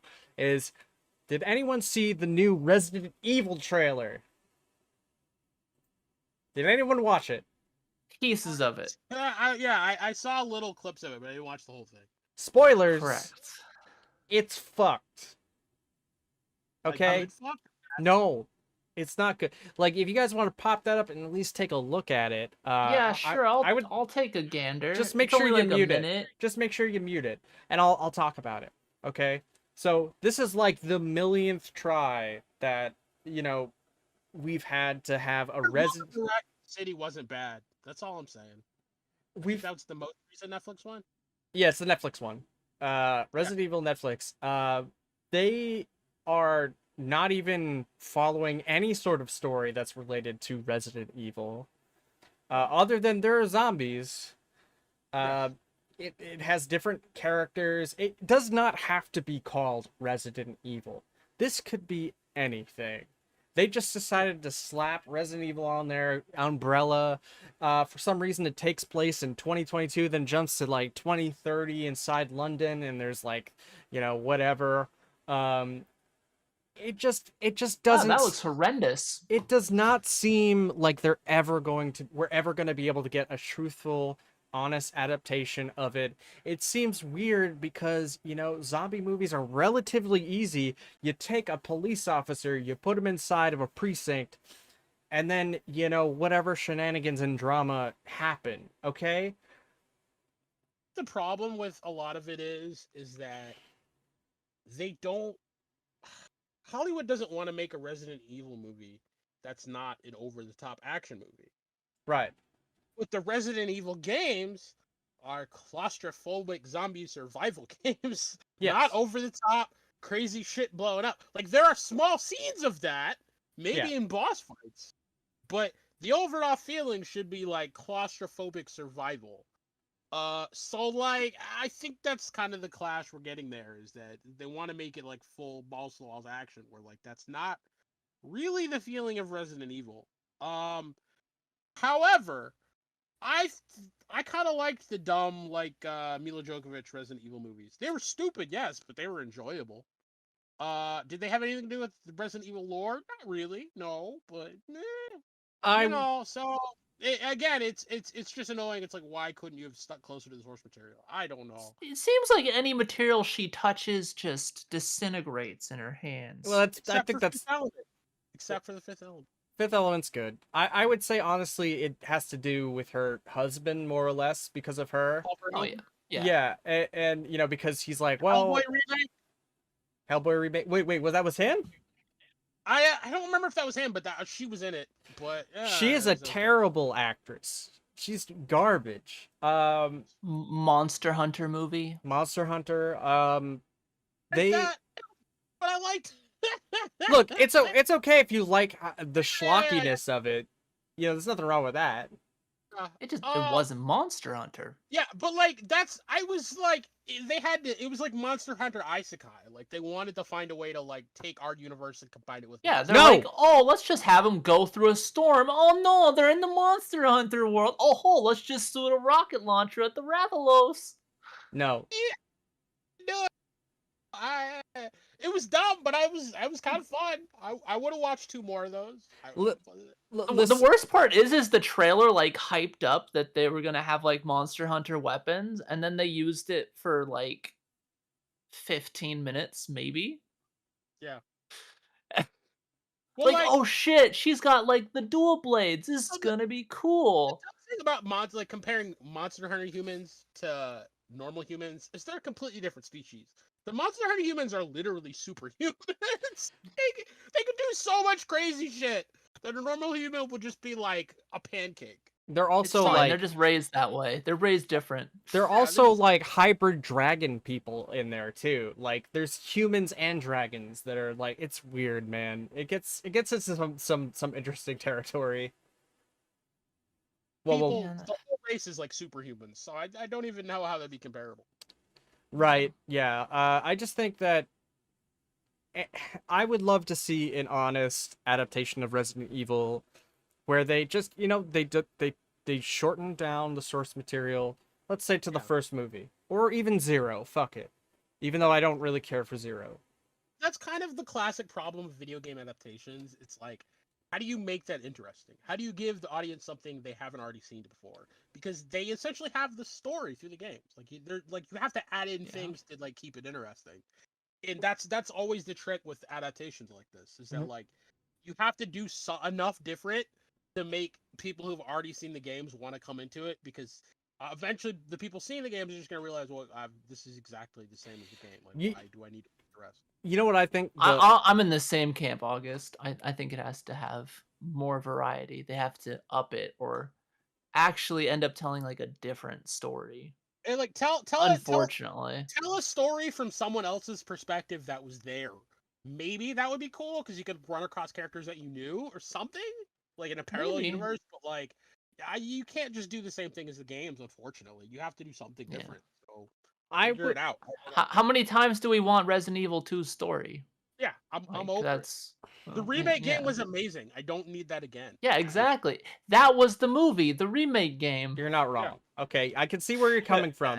But hear me out. Hear me out on this one. Okay, what if instead they took Resident Evil, okay? Don't look at it as a zombie movie. Look at it as a drama. Okay? You stick these okay, cuz that's what Okay. that's what zombie movies are supposed to be. They're supposed to be dramas. Okay? They actually show you elements of human like nature that are not like that are basically You don't see it every day. yeah, The like Last of Us, the movie? I mean, kind of, but I mean, what I'm saying is it's the relationship between the characters. It's not about the zombies. The zombies. It was. What's It that? was like Last of Us was like this much game, this much movie. What was? Last of Us. The Last of Us. I Last, love The Last of Us. don't get me wrong, it's great, but The Last of Us essentially was a movie with playable elements. Yeah, Like, but it was fun, but it did like The Last of Us was an amazing experience, but it's definitely the first game I went through. I'm like, where was the boss fights? There basically weren't any. Yeah, I'm like, okay, I guess I have to be okay Well, with that. I mean, it wasn't really about being like kind of like superhuman or anything like that. So boss fights probably seemed a little less realistic than what they were going for Been with cool, like regards to like the like story. special infected animals or something interesting, something different. Maybe. I mean, you Just- had like the hordes and stuff like that. Oh, I gotta start up the generator. This is gonna suck, But the story was so good, I didn't care. It was a movie with playable elements. right? It was good. And then the What- second one happened. I didn't. I don't know anything about the second one. So. listen, I'm just saying. I think if you make it a drama, you care about the characters. The zombies will put more pressure on situations and make you actually give a shit about what's going on. That's literally what The Last of Us did. Listen, I don't care about The Last of Us, okay? I don't care. Oh no, I don't give a shit. Stop telling me about The Last of Us, okay? Stop. Just take my idea for what it is. Leave everything out that you know, okay? Just Honestly, my biggest complaint about Resident Evil is I'm like, can we have something that's past Resident Evil 3? Like, give me like 4 or 5 or 6. Just give me something else. So first of all, August, when you say that the Mila Jovovich the Mila Jovovich movies have influence from the Resident Evil series, they do. The first two movies, they take even past that, they take from each game. They're not like a one-to-one story. They're just like an over-the-top action film that kind of doesn't really make sense in the overall world of Resident Evil. And then they heard complaints from the fans, so they're like, well, let's just drop in more enemies and characters from the series, which they do. But I just don't think I want to see a cheap version of those movies. I want to see like something that's actually serious. Like, it's not camp. It's not full camp. I mean, I know Resident Evil is camp, but like, what if it was serious? Like, I want to see the characters be taken seriously. Resident Evil is camp. Have you played 8? There's so many dumb jokes. Even in 7, like all of the games have super fucking campy elements. Listen, what I'm Like, saying. Yeah. The games are so fucking aware of how ridiculous the situations they're in. Listen, I'm not saying, again, I'm not saying that they aren't camp. I'm saying that they are camp. I'm saying that the characters themselves in the situations are not taken seriously. You can have the camp elements. That's fine. I don't know, man. Maybe I'm crazy here. Maybe I just think like, you know, You sound crazy. it's I think a Resident Evil thing that takes itself too seriously, you're just gonna find isn't that interesting. no, I'm saying the characters themselves have like they're in very serious situations, but it's Yes. never but the movie themselves never takes those situations seriously. If that makes any sense. The latest like weird CG animation one looked like it did. I didn't watch it, but it looked like it. Oh, which one? You mean the one where like Chris and Leon are like back to back in a room full of zombies with like machine guns and stuff like that, and they're just Oh, like... Darkness. That's what I'm saying. It's like it's so over the top. shit. What do you want? I'm not. So you want realistic military situations versus zombies? Okay. Listen to me. I'm saying if they look, you watch the Avengers, right? You watch the Avengers. You love the characters. You love the interactions that they have with each other. Yes. The things that happen around them are ridiculous and camp as shit. They have great dialogue, and it doesn't make the experience feel stupid. The Resident Evils, Yeah. Resident Evil It feels movies, It feels stupid. Okay. yeah, the Resident Evil movies all feel just dumb overall. They just it's too much stupid. There's too much stupid going on. Okay. What does anyone? So why does it have to be Resident Evil? Yeah. Why does it have to be Resident Evil? Yeah, like Why does this have to be Resident Evil? All these things you're describing, Uh-huh. right? It's seen in other movies that just aren't Resident Evil. Yeah, and like balancing action and camp is hard in any movie. Right. Yeah. And Resident Evil just might not have figured it out yet. I don't know if it's possible to figure it out because Resident Evil is a little just crazy. Listen, I will say, how about this? I would like to see a Resident Evil movie with a budget. How about that? How about a budget? They have budgets. They have budgets. Like an expensive budget? I don't think so. So, I don't know how much the last one was. Can we all just admit we're over zombies? Because I know it wasn't cheap. I Um, mean, there's the occasional zombie gem like Train to Busan, but yeah, I'm pretty over zombies. yeah. that's fine. A lot of I it's been done. I feel Like, unless you're gonna give me like some special like new variant on the zombies where like they're all special infected and like you have to use like crazy future tech to fight them. Give me something crazy I haven't seen. That's all I'm saying. Because I've seen. it's never gonna happen. Also, backlog. I bring up The Last of Us because there's going to be a Last of Us movie coming. TV show with Pedro Pascal. Oh yeah, TV show. My bad. I just don't. I don't know. I don't have any sort of like. I don't have any like. I don't hold Last of Us close to my heart like I do with Resident Evil. And you know, No, but it's characters interacting and having a nice time and fighting zombies. And then it builds relationships with those characters, so you care about those characters. sure, But it's just not the Resident Evil characters. exactly. I mean, I understand it. He likes the Resident Evil universe. He likes Yes. the Yeah. lore. He just wants it in a format that's cool. I would like to see it stick the fucking landing for once. Stick the fucking landing. So I'm right there with you, but like the more I think about the Resident Evil universe, I'm like, this works in a game format. Uh-huh. I don't know if it works so well in a film format. I'd have to see it. I'd have to see someone of like a really smart Resident idea. Evil also changes its rules every goddamn Yeah, game. it does. It really does.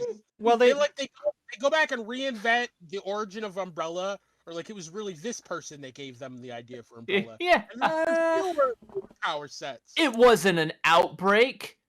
They Well- planned it.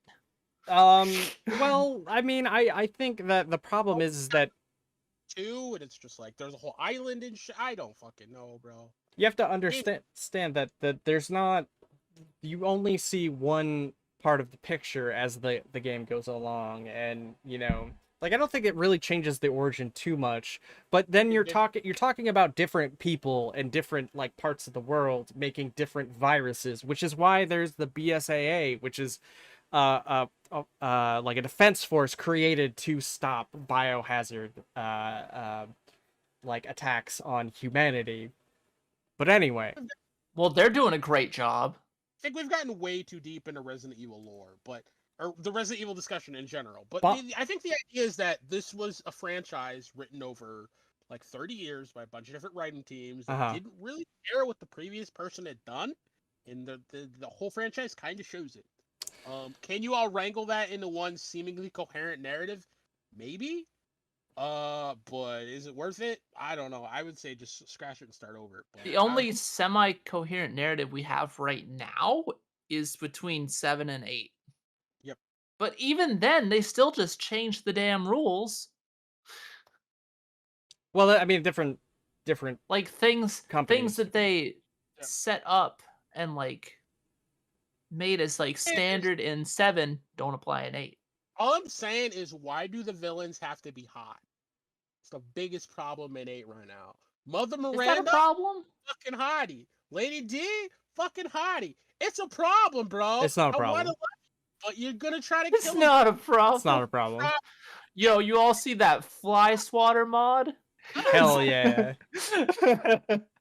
Oh, jeez. Look, can anyone just feel for me, okay, on this situation? No, All right? I understand where you're coming from as someone who has, some franchises they enjoy that are regularly butchered as well, Look, I'm not talking about Fast and Furious, okay? Like, I'm sure some of you like the Fast and Furious series, but boy, those movies fucking suck.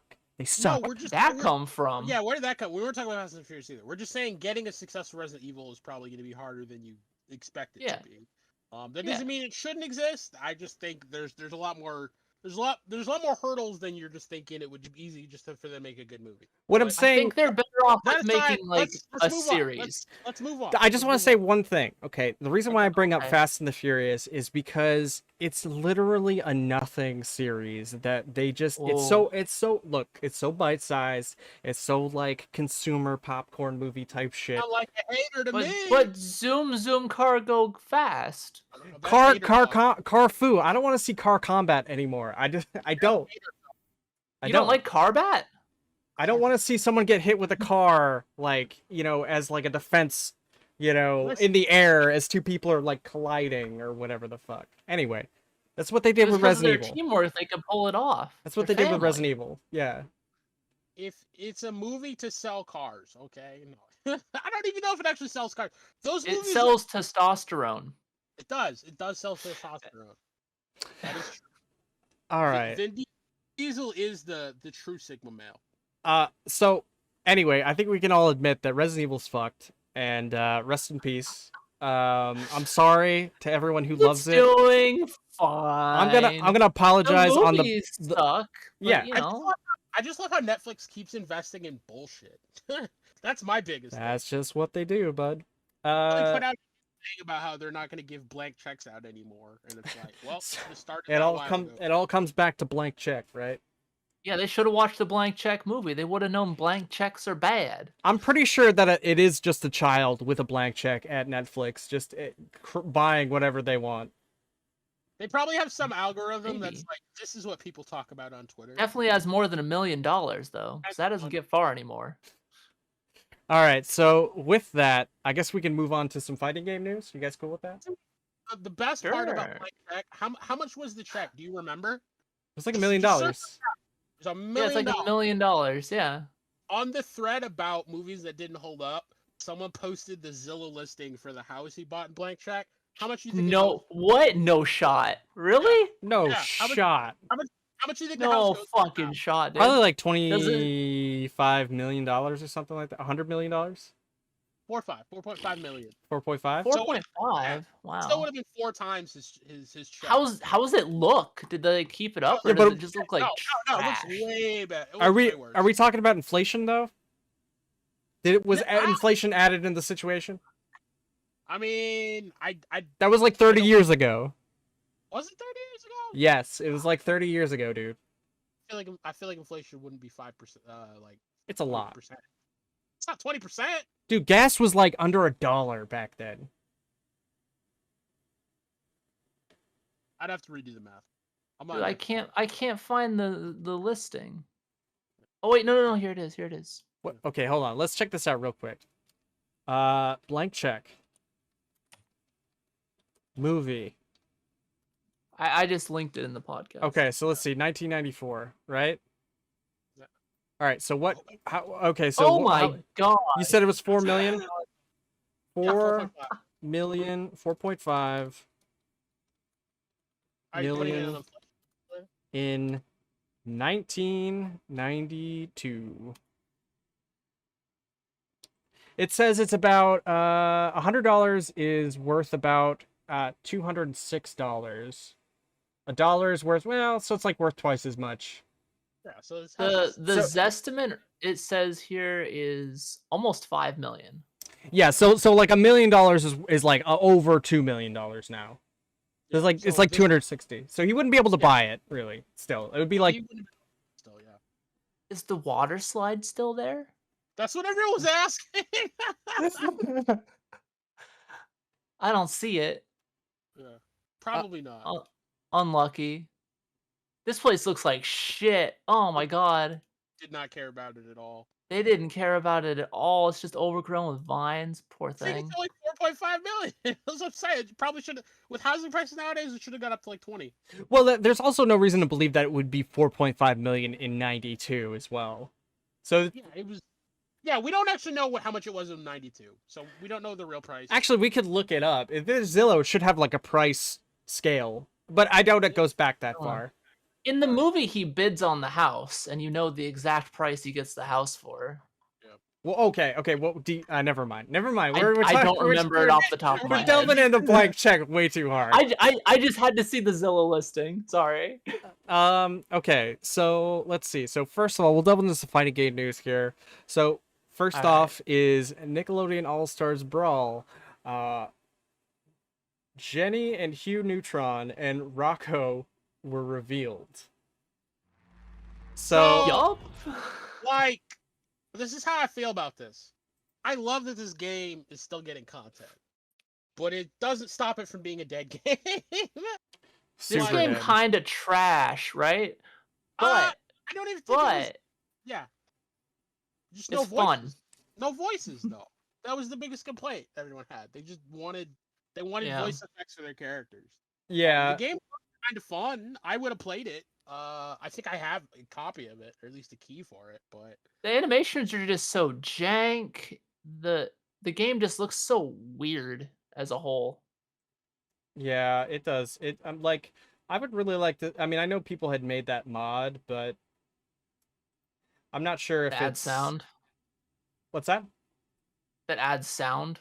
That adds sound. Yeah, there's a mod that adds sound. Yeah. I'm not sure still how to feel about the whole thing. So we got 143 players 23 minutes ago. Yeah, I'm surprised they didn't add Jimmy Neutron's mom to it at this point for the thirst trap factor. Yeah, but the dad's a meme. They have Nigel also. The memes are strong. Nigel Thornberry. So I expected this to have only 30 players. It's got like 140. That's pretty low. So it's still low for a fighting game, but it's not absolute garbage. You said that's on Steam? The Steam player base? That's on Steam Spy, yeah. Yeah, so that doesn't include console. Yeah, because it's on everything, right? Yeah. Yes. So console's probably a little higher than console. Jenny looks so out of place. Like, I watched the trailer earlier and I'm rewatching it now and I'm like, what the fuck? Jenny's model doesn't make any goddamn sense when you look at the rest of the characters. I'm still waiting on Shock Zone. Wait, Garfield's in this game? Anyway, go on.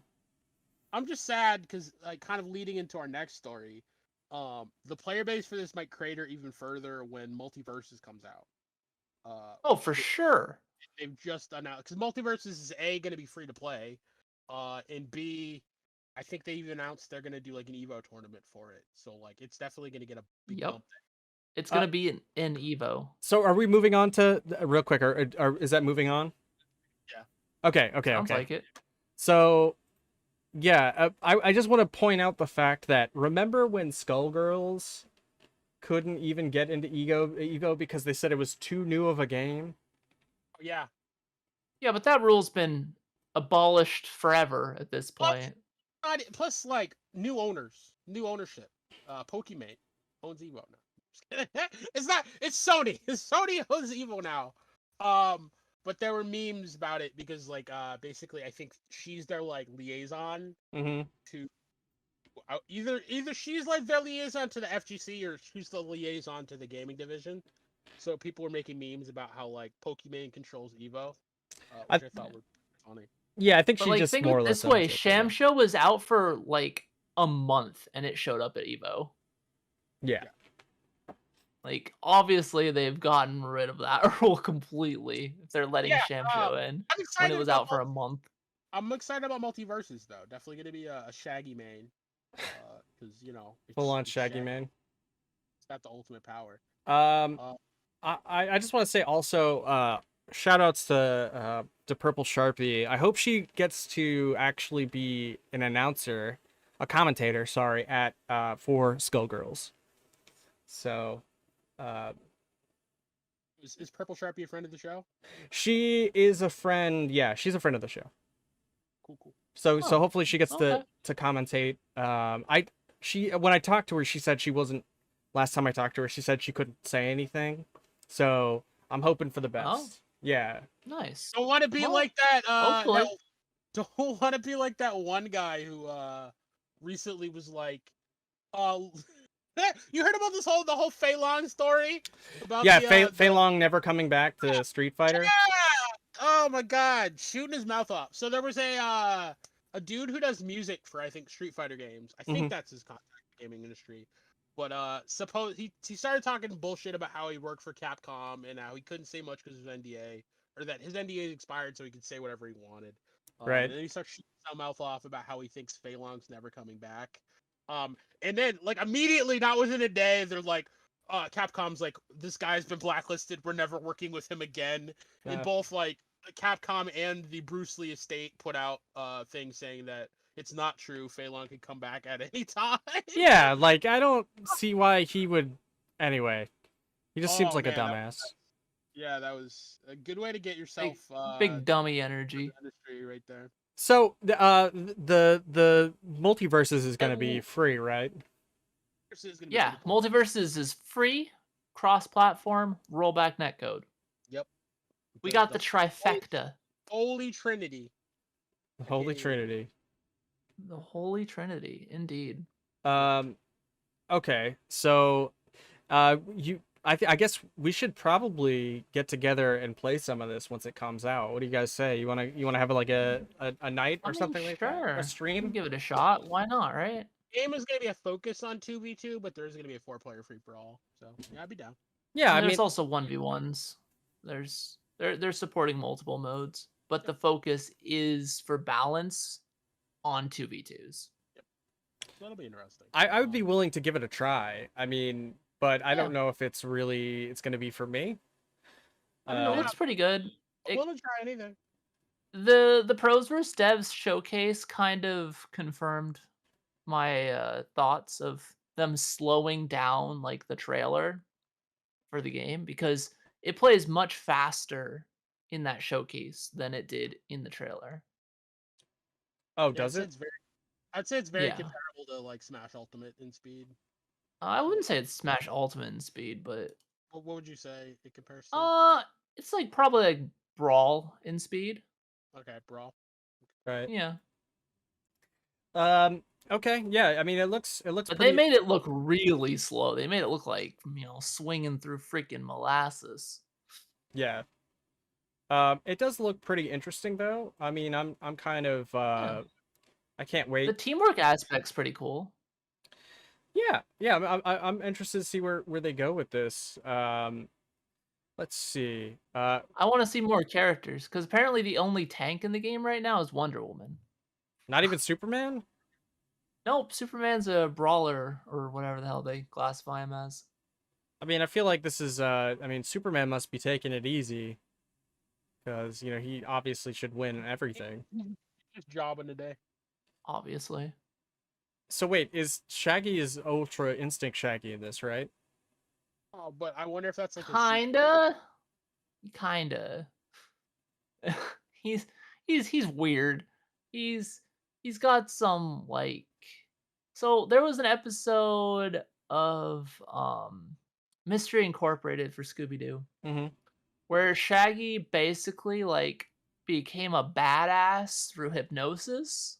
I remember that. And I think they're kind of channeling a mix between that and Ultra Instinct stuff, because like he can like power up and shit. Yeah, so I think they're just kind of like doing a little mix and match between those two things. Yeah, they enjoy the memeing. Is there anyone that you guys want to see for sure in this game that you can kind of think of off the top of your head? I would love to see Courage Cowardly Dog. Green Lantern. Green Lantern's cool. Yeah, Green Lantern. Phil Lamar. I'd like to see him come back as Green Lantern. Be sick. Yeah, you're right. That'd be dope. Let's see. So this is like Cartoon Network as well, right? Yeah. No, So definitely, yeah. so like we could see like Samurai Jack or Dexter's Yep. Lab. That would be cool. It's like I think Batman's already in this game, right? Yep. Batman's in it. And obviously it's only going to be like the most famous and or well-known cartoons. But yeah, I'm definitely excited. I'd be I mean, we totally might get some weird ones. Who knows? You know? I would be totally down to have a game night, do a stream of this with you guys if you're around. Yeah, it'd be fun.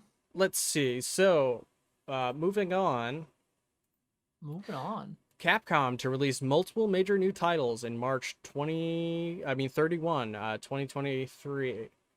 So, Yeah. let's see what we got here. Yeah. Did they say what new titles were? I didn't They actually. did. finish reading it. Yeah, they did. It's Yeah, it's okay. I have the list right here. eh. It's it's Capcom Fighting Collection. Sunbreak. Yep, we have Monster Hunter Rise, Sunbreak, Capcom Arcade Second Stadium, which I don't know if that's, I mean, that might be just some kind of like continuation. Hopefully there's some 3D titles in there. I don't know what else is going to be. This actually is like 2022 to 23. Resident Evil Reverse, I assuming that's a continuation of the last game. Resident Evil 2, 2019. I'm assuming that's the first game. Oh wait, no, it's the remake, right? Oh, it's the upscaled version of the. Isn't Reverse the multiplayer piece of garbage? Isn't Yeah, that yeah, no, it's the multiplayer piece of garbage. isn't that think they're already out? Oh yeah, it's just the updated version on PC, Xbox One, and PC. No, no, wait, I I'm don't confusing think it. it's out on PC. Right. I think I have a key for it because I think I got it when I bought eight in the deluxe edition. But Okay. Let's see. They got Resident Evil 2, Resident Evil 3, Resident Evil 7 Biohazard. It's going to be on Yeah, it's Xbox. not out on PC yet. it says this So item that's is not what they're available. doing. So yeah, we're just waiting for it. Yeah. Exoprimal is also going to be out, that newer game. Pragmata and Street Fighter 6, which it says TBA, so I don't know why it's even on here. Exoprimal, you mean Evolve 2? Yeah, I'm down for Evolve is dope, so I'm down for an Evolve too. Yeah, so there's nothing really groundbreaking about this list. These are all things we knew were coming out. Yeah. I'll just be interested to see how they affect Capcom's balance sheet because I mean a lot of these are just repackaged ports of older games, which I mean there is an audience for that now, but I can't imagine it's crazy huge. Monster Hunter's been doing really well, but I think honestly I don't even know if they've capitalized well on the success of that because the new game came out and people liked it, but I mean it hasn't been the talk of the town like World and Iceborne was. So I don't know if they've even been capitalizing off the popularity of their Monster Hunter division. Honestly, Capcom, it's not that like they're making necessarily missteps now. It's that I think they really need to be investing either into like smaller new titles that could get some good word of mouth for them, or the triple A's they go for need to be sure bets, and I don't think they've kind of either done either successfully lately. So I mean we'll see how Pragmata turns out, and we'll see how Exoprimal turns out. Those both seem to be like double A style games. But I don't know. I haven't. It's not that I've just been underwhelmed by what Capcom's been doing lately. I think it's love fair. Monster Hunter and I love Monster Hunter Rise, so Mhm. I expect great things from Sunbreak, and it seems like they're just adding more, just like they did with Iceborne. I don't think they'll I ever just hope be. there's no like grappling hook. I don't think there'll ever be a Monster Hunter game that isn't popular at this point. Well, at least for now. So Rise is doing just fine. I'm not too worried Yeah. about it. There's gonna be another one. I'm kind of excited for Exoprimal. I hope it's good. I would love to see them actually give in to the idea of having like Dino Crisis characters in the game. What little I saw of it, I didn't like it, but it was very early footage, so it could easily change. Yeah, I think it's just more of Right? Like, the PvE type play style too, right? yeah. Like the Well, Resident Evil game. PvEV, PvEVP. Yeah. Yes. Yeah. Yeah. Exactly. So yeah, but I mean, as I said, I wish Capcom success. I like some of the stuff they have been doing, like the you know, what was that game they released? Ghosts and Ghouls. Their Ghosts and Ghouls remaster or new game was super cool. I like shit like that. I just hope they continue to kind of figure it out in the modern age because they're a company I want to see do well. It's just I don't know if they invest enough time into making new IPs, which I kind of wish they did. Yeah. But So Nintendo. Is there anything else you want to say, August? Sorry, I didn't mean to nope, interrupt you. these are the stories I wanted to move on to most importantly, like 7 and 8. So yeah, keep going. Nintendo says the transition to its next console is a major focus for us. So it looks like they're So already starting to work on whatever's next. this is Switch 2. Switch 2? Um, Electric Boogaloo? so I feel like that's what everyone wants. Like I mean, the next story is kind of the same. Second part of that is like, the Nintendo Switch literally outsold the PS4 in the U.S. It's now the fourth biggest console in the U.S. history. As it should. It's a great console. It combines 20 years of Nintendo handheld greatness with the ability to be able to play like a good 70-80% of modern games, or if not games that have been out for the last like 5-10 years at least. Right. You can play Skyrim on it. Skyrim's kind of old, but it's Play still Skyrim on awesome. everything. Yeah, it's awesome to be able to play Skyrim in a handheld format. Yeah. Honestly, I mean, like that's kind of what the Steam Deck is trying to steal back from them is like the ability to be like, well, let's see if we can step into this handheld market because the Switch is kind of blowing it out of the water with being able to play pretty much almost everything up to a modern game on it. And most indies are super lightweight games, so you can play most modern indies on it as well. Yeah. The one problem I'm seeing with a Switch 2 is that, like, again, could it fall in the same pitfall the Wii U Wii. fell in that people are like, why I already own a Switch, why do I want to buy a Switch 2? I mean, people that are really into the tech, of course they'd want to upgrade. People that are like, I don't use my Switch that much as it is, or like, they don't really see the need to upgrade to be able to play modern things on their Switch. I don't see them upgrading. So is it worth it for Nintendo to invest in a Switch 2? Yeah, I think they should do a refresh, but I mean, will they have the same sales the Switch did? I don't think so. Not just for Yeah. an upgrade.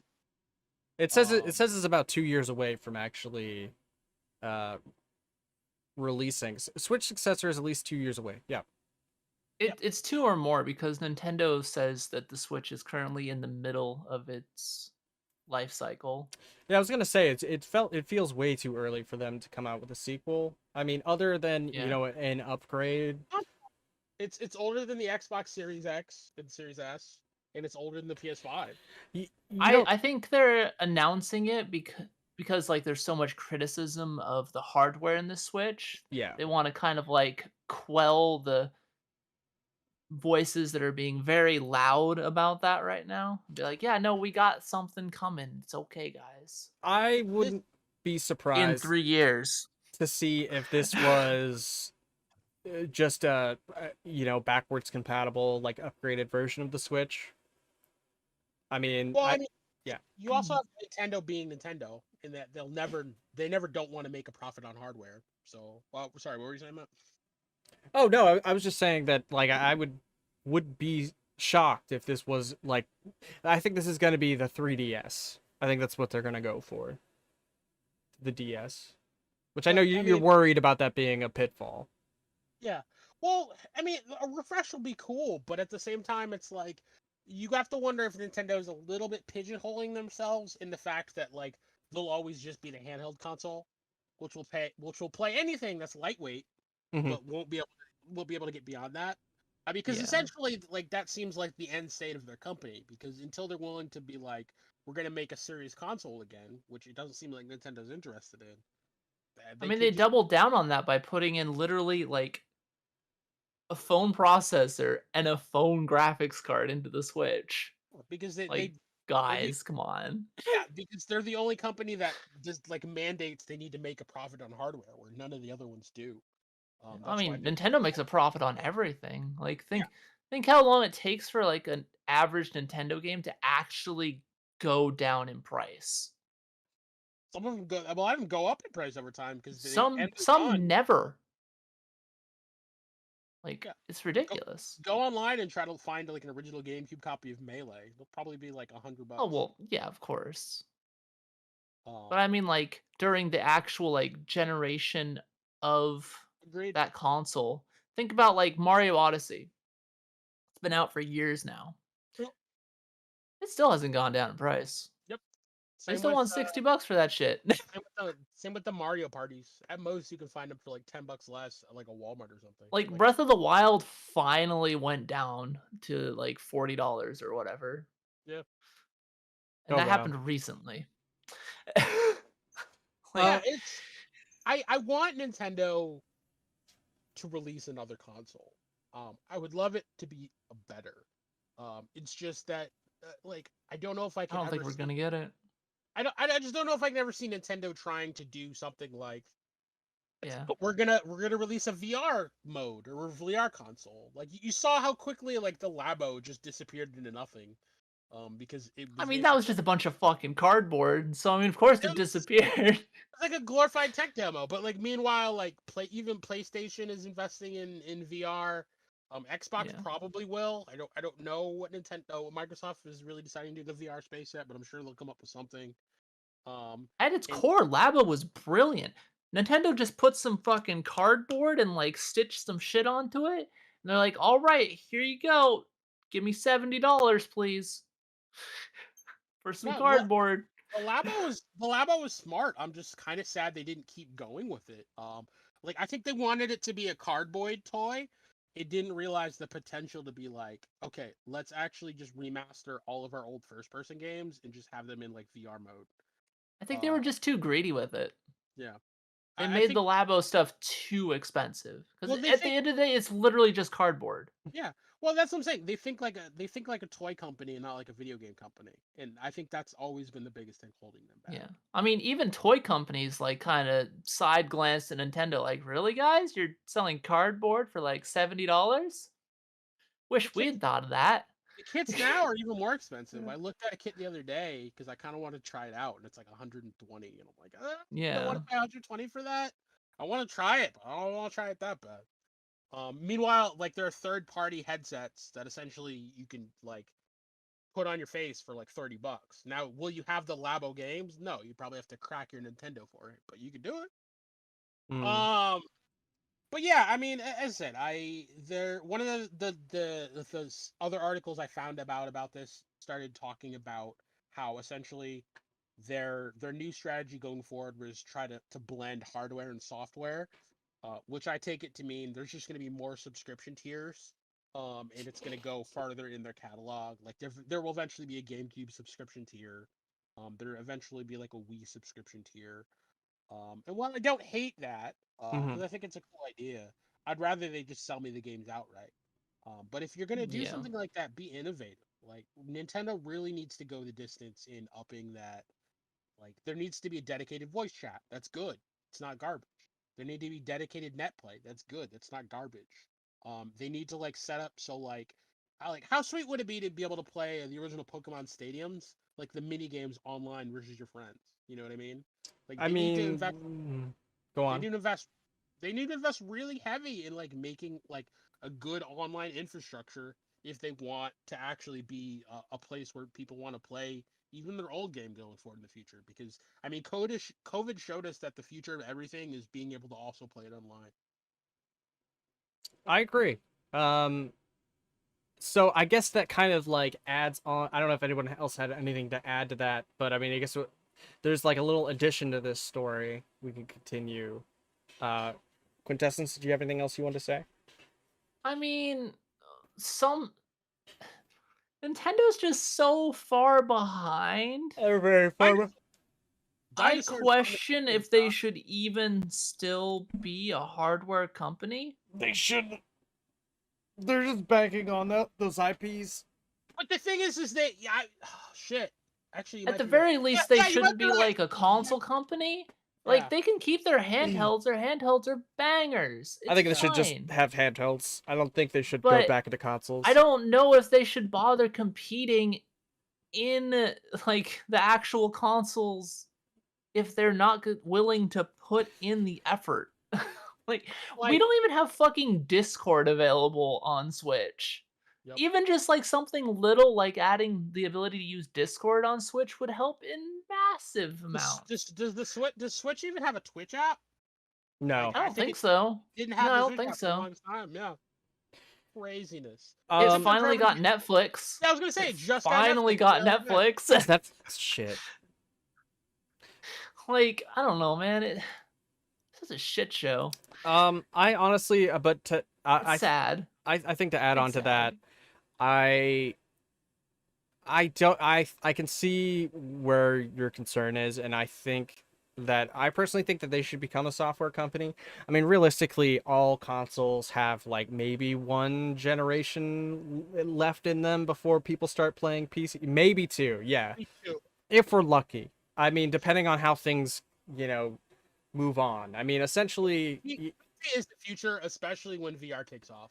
But, I mean, is that, yeah, I mean, like, You guys remembered when Sony said that the PS4 would be their last console?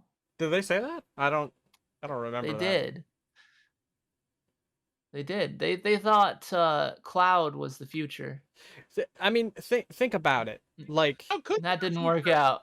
if the internet cloud could be the future if anyone had good enough internet infrastructure, but they don't. Like, the U.S. internet infrastructure Maybe. is a joke. I mean, yeah, we have one of the worst internet infrastructures. that's Yeah, just because we're ridiculous. so spread apart. But no one wants to spend money. That's really what it is. I mean, at least we're not Australia, everything's gonna kill you. So including your internet. it's true. So to add on to that, though, I really think that it's gonna all console companies like Xbox, PlayStation, they're all gonna be running off the name alone eventually. It's gonna be the people that always buy consoles that are gonna be still buying them. And I think it's still gonna be tough to have people move into PC just because of the name alone. And so like everybody's just gonna become like Nintendo, where it's like buy a PlayStation, because I've always bought PlayStation and PlayStation's a console. But realistically, you're buying a PC that can't be upgraded. So Wondering about, like, if the Steam Deck actually catches on, will Steam try to go back into making Steam boxes? Because, like, I could see that being a thing. If I mean, Deck Steam is- boxes technically never left. It's true, but like they stopped being like a big thing, Yeah. Or Valve stopped really pushing them. Yeah, I mean, they went the way of the Steam controller. all right. So with that, I think we might have mentioned it in the last article, but the Nintendo Switch outsells the PS4 in the US, now the fourth biggest console in US history. So I don't know Oh if there's yeah, turns out people love the Switch. Shocking. I don't understand it. Like, we literally just talked about how Nintendo should probably just like step down. Yeah. But I feel like Nintendo's literally being carried by their IPs. they've been carried by their IPs for like 20 years now, dude. I know, but it even carries their consoles though. Yep. Like, it's ridiculous. That's the only reason I have a Switch, just so I can play their IPs. Well, that and it's a handheld now. But Yeah, exactly. There you go. I See, mean, at least Nintendo, while it doesn't always bring like the strongest things, they always try to innovate. right. I'll give them that. Like, they always try new things. They don't always work. I'm looking at you, Wii U, but The Wii U was like a more part of. often than not, they hit. That's the weirdest thing about the Wii U. It was like they didn't have the technology to quite make the Switch yet, so they're like, Yeah. let's make the Wii U and see if it works. And it was like, it had some cool ideas, but it was like, why? I would rather have just had to kept my Wii. The Wii U sucks. Yeah. It does. Apparently, there's a game on it like called Zombie U that's super good because it actually uses like weird shit with your inventory, and I think like the zombies can. Oh yeah, yeah, that one's pretty good. That game's actually on other consoles though. Yeah. Yeah, I think it did get ported to other stuff. Yeah, I think it just has a different name.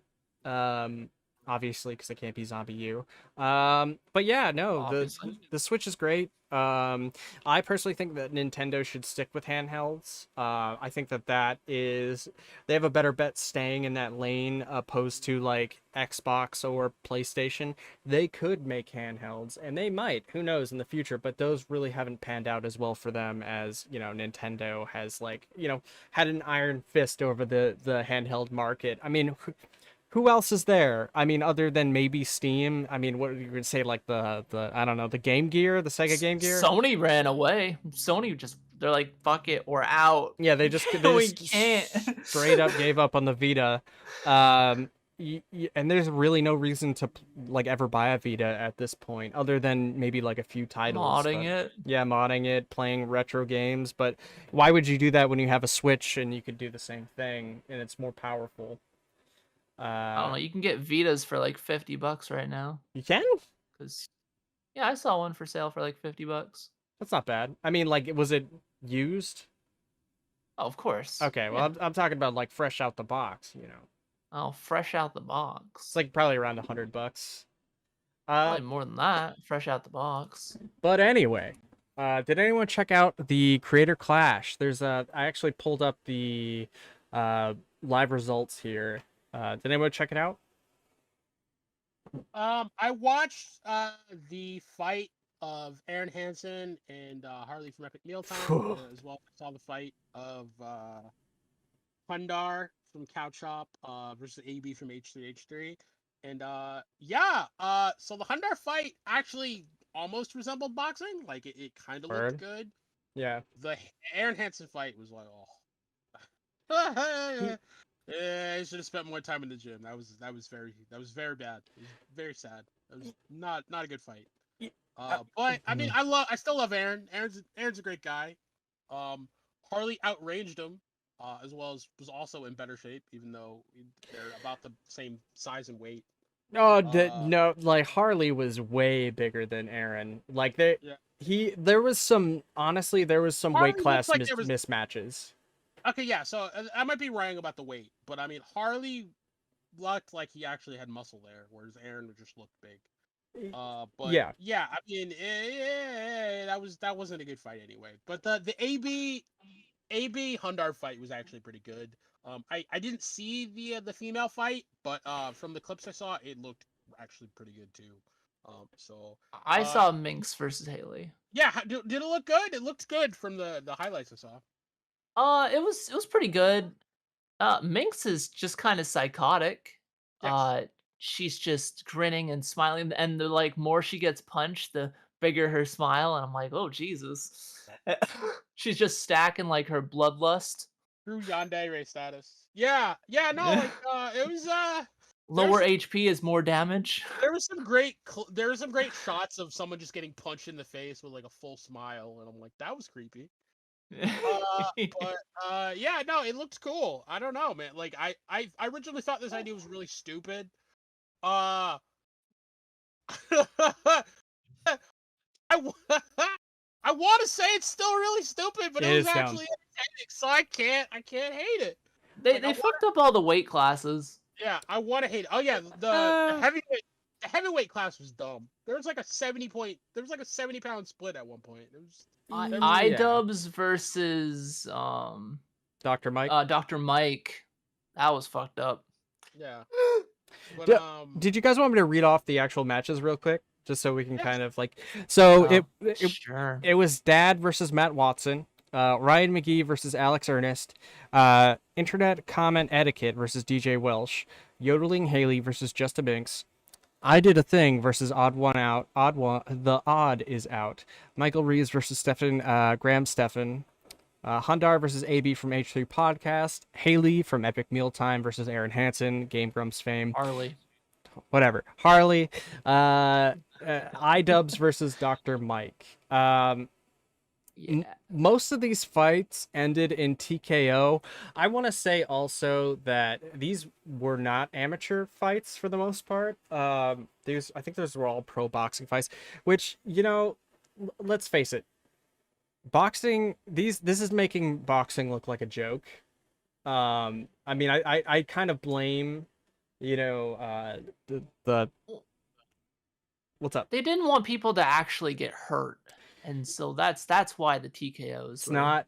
being flung out left and right. Yep, You that's know? but that's not real boxing. I mean, I get it. It's not. I know. I understand. They're babying Like them. in Minx versus Haley, the TKO got called when Haley kind of like ran away and then like reassumed her stance. I Like didn't she get could her. still fight, There was no 10 count. but This has to be amateur yeah, boxing. This has to be amateur. Well, no, this looks like an it's. exhibition then, actually, more or I mean, less. this is literally less than amateur, right? Because Exhibition, yeah. these they're not even amateurs. No, so the thing is that the problem with boxing is that They've trained for like 4 months. the problem with boxing is that anybody can get a pro title, like the title of a pro. You don't have to be an amateur. You can just skip amateur altogether. You don't have to do it. A lot of times people only do amateur, like let's say if you're going to into the Olympics, or you just want to, you know, you want to groom yourself for a pro boxing career. But yeah, I think my biggest problem was when I was watching the matches was it's amateur. It's you're watching people who have boxed for 4 to 6 months maybe. I mean, Yeah. there was a lot of one-shotting. There was no combinations. Usually, the more athletic of the two always won. There was some like discrepancies between weight classes. What's up? So proud of Michael Reeves. That was I did not. I don't know. Yeah, Much I didn't think he would do anything. Yeah, I was like, he won that fight. That was crazy. I was like, okay. I mean, they both kind of looked short and scrawny, but like, hey, good shit, Michael Reeves. It was so funny. The post-fight interview, they're like, "So would you do this again?" And he was like, "Fuck no." I respected the shit out of him for that. He's like, "Nope, I did my fight. I'm out." Yeah. Great. Yeah, I mean, boxing is a different animal, especially when you're going from fighting in a gym to like most people don't even fight in a stadium that's like even half that size of how many people were watching. Yeah. People barely make it to the sparring stage, from what I hear. So Yeah. Good on all of them. There's nothing wrong with that. I mean, like if you want to box to get in shape, it's a great workout. But I mean, Yeah. like when you're actually in a ring with somebody, like the amount of adrenaline dumps you have, like the you know, you lose all your energy, you know, anxiety, actually getting punched by someone seriously, you know, there's a lot that goes into it. But There's the Yeah. classic, like, everyone's plan goes out the window and they get punched in the face, you know? yeah, Well, and yeah. apparently Dr. Mike had already done some boxing, so he had a bit of edge.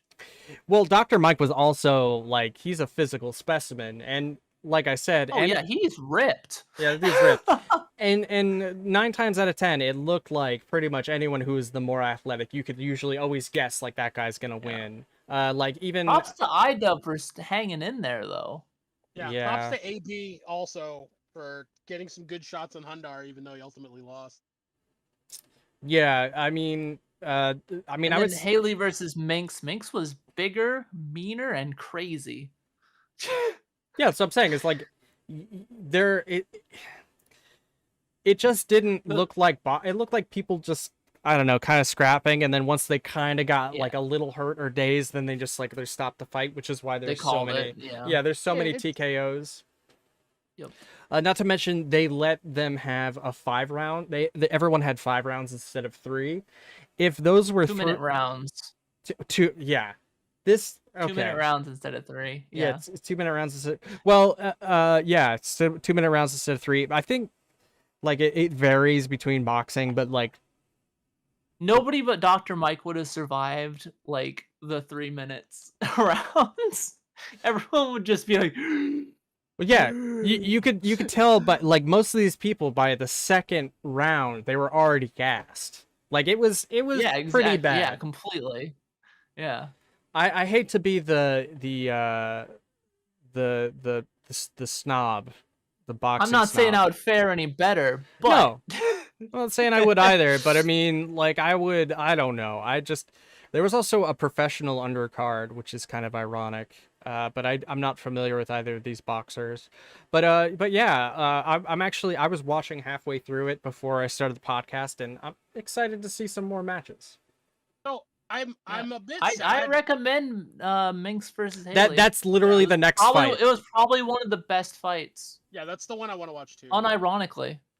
But I'm a little sad that like we didn't like.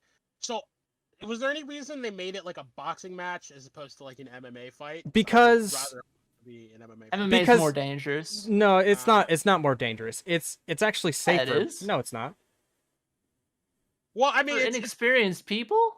yeah. for- I was gonna say for For inexperienced inexperienced people? No. Yeah. The- Inexperienced people, MMA is way more dangerous. no, okay. So people think MMA is more dangerous, but usually fights are stopped a lot quicker in MMA because there isn't a 10 count. In boxing, there is a 10 count. So that means that even if you get dazed, hurt, knocked down, you can continue the fight. All you have to do is show your hands. In MMA, even if there's grappling and you say like someone pins you, starts punching you, it still counts as a TKO. The fight is stopped completely. So it's usually just assumed that because it has this sort of like advertisement of being more brutal, but realistically, statistically, it's not. It is not. There's less concussions. Yeah, but I mean, again, we're talking about the stats. Well, of these boxers sports, also punch way harder, right? No, not necessarily. I mean, like that's a strong assumption, but like there's Well, that's actually boxing and MMA are two different animals. You can't really Yeah. compare the two. There's also like weird fair. physics about like the spreading out of the impact due to the glove versus like concentrated in a fist. Well, yeah, not only that, but you have like big puffy gloves. You can stuff more punches. Like whereas like MMA gloves, like you have to grab, so they have to be smaller. There's just some stuff on the knuckles. That's about it. Well, I mean, even then, like boxing gloves do not hurt. I mean, they hurt quite a bit. I mean, headgear really doesn't even do anything for you. It's only meant to kind of like stop cuts, and that's about it. But I mean, I only say this as someone who's like watched a lot of fighting and or has done some fighting himself. So I mean, I don't mean to be that guy, but No, I agree with you. I definitely think it's kind of a misconception that MMA is necessarily more dangerous, but like obviously like I would say MMA has so many component skills. An untrained person trying them would more likely to injure someone than an untrained person just boxing.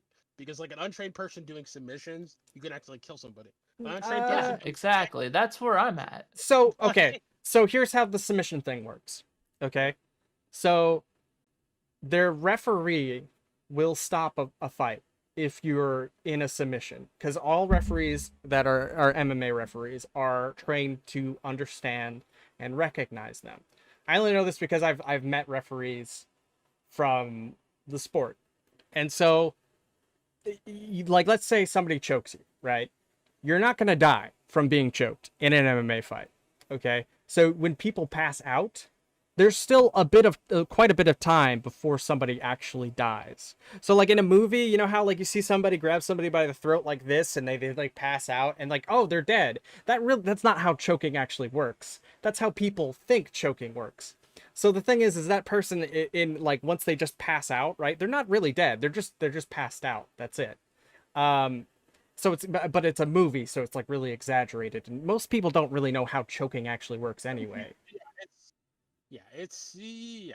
Choking in movies is different than choking in real life. Like even if you crush someone's windpipe, they're not immediately dead. Also, it's the restriction. The idea that any of these people within 4 to 6 months would be competent in grappling is just completely false. So When they can't even punch. They can't even punch. They like you're trying to say like a bunch of nerds who can't do combinations inside of a boxing match are gonna like take somebody down without having any prior experience whatsoever. It's like, you know what I mean? It's just like MMA is a little more complicated than boxing, so that's why they chose to have boxing, because literally boxing can be a fucking freak show, not a freak show, but like you learn the circus. basics. Yeah, you can learn the basics in a shorter amount of time ish. Yeah. Even if you don't really know the basics, it'll still look kind of right. Which is why you have like Logan Paul and Jake Paul, which a lot of people hate, but they have those two are both like experienced Right now, state level wrestlers. So they're actually athletes. They're real athletes, and that's why people. point. Like they've done enough fights. Like they're trained amateur boxers almost. Yeah, well, they are. They're pro boxers. They're legit. They're actually athletically gifted. A lot of these people are just, they're here for a paycheck, or it seems like it. They're probably paid decently well. Not the money went to charity. Or to Some have of them- fun. Yeah.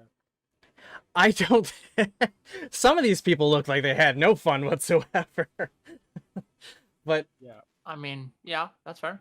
I mean, but yeah. So I still respect them for like getting in and like fighting each other. But like, man, if some of these people like their coaches like did not do a very good job, but then again, that could also not be the coach's been like fault. 4 months. It's been 4 months, yeah, but still. That's like nothing. Most You can't blame that on the coaches. Most people have their first fight within 4 to 6 months. So it's not unheard of. But yeah, I mean, it was a dumb but fun event. Originally I thought this idea sounded stupid. Having actually seen it, I was entertained. So I can't complain. Yeah, it was fun. It's really all it's about. It's about having fun. But I'm sorry I'd for watch another one. hey, and here's the thing. I'll watch the next one too. Like I won't even be that guy. But I mean, like, think about it. They've done this before with like celebrity boxing. It just, a lot of people really have always hated this type of boxing though, like the spectacle, because it makes it seem like anyone can just get up and box, and it just doesn't like respect the athleticism or ability that comes with boxing, because people think, well, you just punch them and there it is, but there's a lot more to it. Wait, I can't watch a boxing anime and then become a pro boxer? Is this what you're trying to tell Well, me? actually, Dad, who's a Keith Apicary, he actually had like Ippo tattooed on his side along with One Punch Man. They showed it. I saw that in the ring. And like as soon as I saw like Dad or Keith Apicary, I was like, oh yeah, he's gonna win. That dude's an incredible athlete. Especially like with his stunt work and all the stuff he's ever done. But yeah, did anybody else have anything they want to say about this? It was dumb but fun. Not really. When you originally told me about it, I was disappointed, but now I'm like, okay, I don't hate it. Eventually, I could grow to hate it if it becomes too cheesy. But this was the right amount of like silly fun that I didn't hate it. You know what I mean? Yeah. Like now, if they do like 5 more of these and they become a little bit too commercial, but for now it was okay. If they do more of them, they need to be less lenient on the TKOs.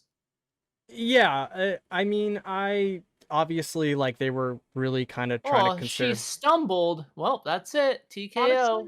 Honestly, you know what I want is I want like a whole like creator clash sports franchise where like it's a different sport each time. Like I'd love to see a basketball game between these people. You know what? I would actually like that too. A hockey game, it's a soccer game. Yo, like this could become a thing. Yeah, but badminton. Yeah, but would you really want to watch a bunch of like unathletic kids play basketball? I did it at school all the time. Really? That sounds funny as fuck. Why? You could just go to the basketball court and see the same thing. It's not enough. They need to be famous so I can make fun of them. Okay, I get it. Yeah, no, this would be great. So you hate watch them? Yeah, it would be a beautiful disaster. I mean, most of the time, and I will say this: the person who threw the right hand first and landed usually won. I mean, it was literally that simple. Bigger person, more athletic, threw the harder punch first, they're usually going to win. And that's just how amateur boxing is. I didn't see, there wasn't, anyway, it doesn't matter. I mean, watch it and enjoy. Yeah. No, I would totally. Which you apparently didn't. I would be down for. No, I did. I would be down for a creator sports. He is a martial sports. I love boxing. Connoisseur. He has to be more critical, but yeah. No, I had fun. It was dumb, but I had fun. Yeah, and I would love to see them do like more sports because I think that would be fun too. Like I always liked the celebrity aspect of the All-Star game, like because as part of the NBA All-Star game, there's always like a charity like celebrity event. Okay. Where different like celebrities went and played. I think it was like Justin Bieber versus like the Secretary of Education. It was great. That's actually kind of cool. He's awesome. Yeah, no, the Secretary of Education under Obama like played basketball, as did Obama. Like they used to play together. I think it might have been the dude who actually like elbowed Obama in the face. And it's like always interesting to see like when like a famous person or like somebody like some figure is actually like athletically good and like, you know, good at like playing basketball, and then like, you know, they're not amazing, but they get a good pat on the back, you know. Yeah, no, I think Ludacris played that game too. It was just fun. It was fun to watch. So I'd be down for some more like dumb creator celebrity sports. Yeah, absolutely. Sure, why not? Quintessence, I did, and also I didn't mean to talk over you, but is there anything else you wanted to add to this? I mean, like, I know I say a lot, but that's as somebody who loves boxing or combat sports in general and grew up like, you know, competing and stuff like that. It's not, I don't mean to be intimidating or anything, but I know. I don't find you intimidating. no, I'm not saying like as in physically intimidating. I mean as in knowledge wise. Yeah, talk over you. Whatever. You're more knowledgeable. I don't know. No, but I had fun with this. But okay, so we're pretty much at our last story here. Yep. Because I'm trying not to run out of time. I've got a little bit of it's just a rumor, though. So supposedly Will and Jada have started the divorce proceedings. I mean, if this is true, again, if this is true, is anyone shocked? Yeah. They're the toxicity, the inner radiation was starting to seep out from the barrels of ooze. That is secret of the ooze, yeah. So yeah, I mean, you know, if it takes you if your wake up moment is going to like slap Chris Rock live on international television, yeah, then I mean, it was past time to make a change. But good on you for waking up. So hopefully, you know, they go their separate ways, because I mean that is just would be ideal. I don't think I think it's overdue for them at this point. And yeah, as I said, I wish them both the best. But yeah, I mean, both of them need therapy. Like maybe just separate therapy. Yeah, and then Matt, did you want to do the L of the week?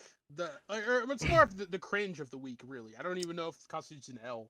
It's high tier. It's an L for humanity, for sure. It's cringe. It's just cringe as fuck. I guess we can. You know, can I do the thing? Yeah, do the thing. I guess we can move on to the L of the week. All right, week. All right. So, the L of the week goes to King's Diversity Space Tool, which is something by Activision and Blizzard to basically be. August, you want to take this one, or Quintessence? You guys want to take what? I'll ask the black guy to take this super cringe moment. No, I don't like. This is one of those things where, like, even if there was a good initial idea for this, which I'm not 100% saying there was, this is something you never ever tell the public exists because it is strange. You're only gonna get made fun of for it. It's like I didn't even read the whole article because I'm like, okay, this has to be a joke, right? Because I immediately saw the hard drive article about it. And then I traced it back to there being an actual article. And I skimmed it. I didn't want to read it all because the more I read, the more I kind of cringed out of existence. And before I hit the point of no return, I just stopped reading. But essentially, I feel like they wanted to make more diverse characters for Overwatch. So they made a diversity space calculator. It is just like... It kind of implies that, like, diversity can be narrowed down to a science. Yeah, and it's like weird metrics for hit. It's all of the wrong things that, like, you don't want people assuming about you. They made, and then they told the public they were doing. Right. Or maybe it leaked. I don't know. It's cringe because, like, you have both, like, people that are, like, in the middle, or you have the normal people thinking this is cringe. Mhm. You have the racists absolutely freaking out. You have a lot of other people that are just like, this is dumb. And then you just have even the people that were like, okay, we get diversity is important, but I don't know if this is the best way to do it, guys. Like it's like it was definitely just a thing that like if you wanted to have internal discussions about this, this should have been kept within the company. Like this never should have been leaked to the public because this is only going to invite all of the criticism and negativity you don't want, with none of the benefits. So yeah, I don't know. I don't know if anyone else has another opinion on this, but like I'm on the like this is absolutely the cringiest thing I've seen a company decide to talk about in a while. Because yeah, diversity is important, but I don't know if this is the way to talk about it, guys. It certainly doesn't look like it. I'm curious to see what So, Quintessence has to say. okay. The spot where I'm at when I read the article was, wait. So guys, you're literally so far up your own asses that Mhm. you can't actually look at a character and determine if they're diverse. You need to create this like a tool, mathematical this problem. calculator Yeah. where my you can like punch in all the data and it's like this character is gay. Diversity increased. This character is black. Diversity increased. It's Yeah. so stupid.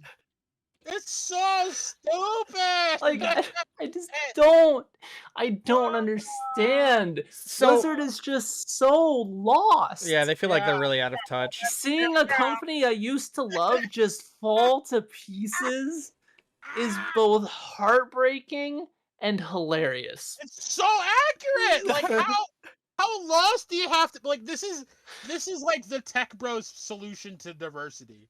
It's like we have an algorithm. Yeah, right?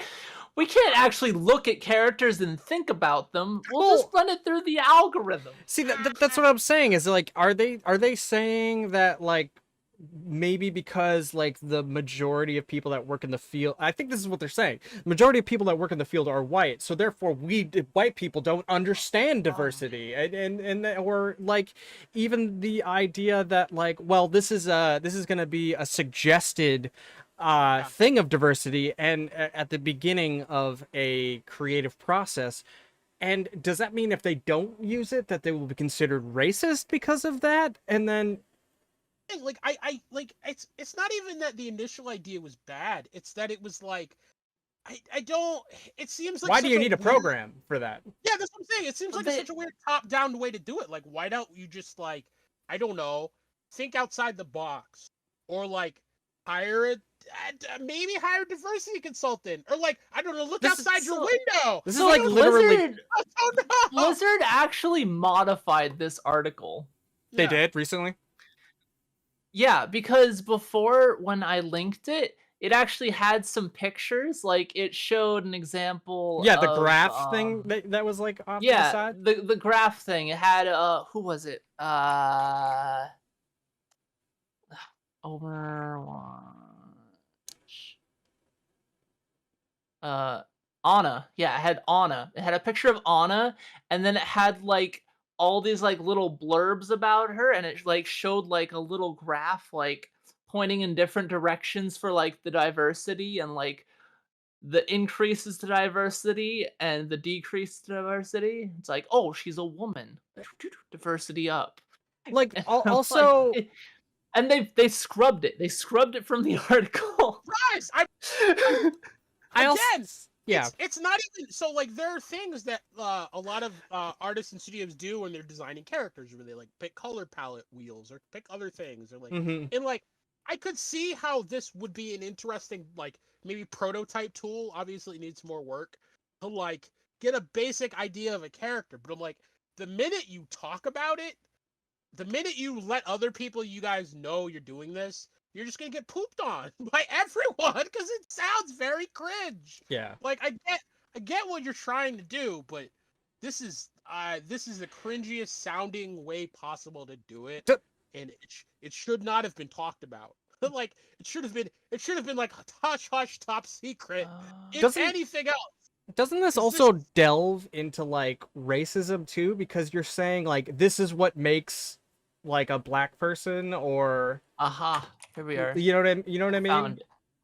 I found the thing they I scrubbed. don't. It's just like it's a weird uncomfortable gray area of Yeah. like I don't know how I should feel about this because I get how increasing it Am I off by that assumption, or like no? Because I don't know. It's one of those things where like yes and no because it's like the terms really mean what we apply to them.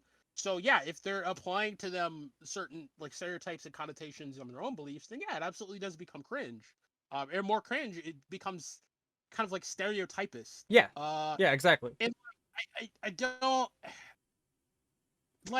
so like some of those stat features make sense. Like I think if we go around the diversity wheel here, uh we have one term culture. I have no idea what that means. That That's could mean a such lot a of things. can't define it. Like it's so dumb. Like like if you're gonna say culture, you could mean like how many markings of whatever culture did they wear on their character. Maybe that's what they mean. Like Right. that could be a character design tool.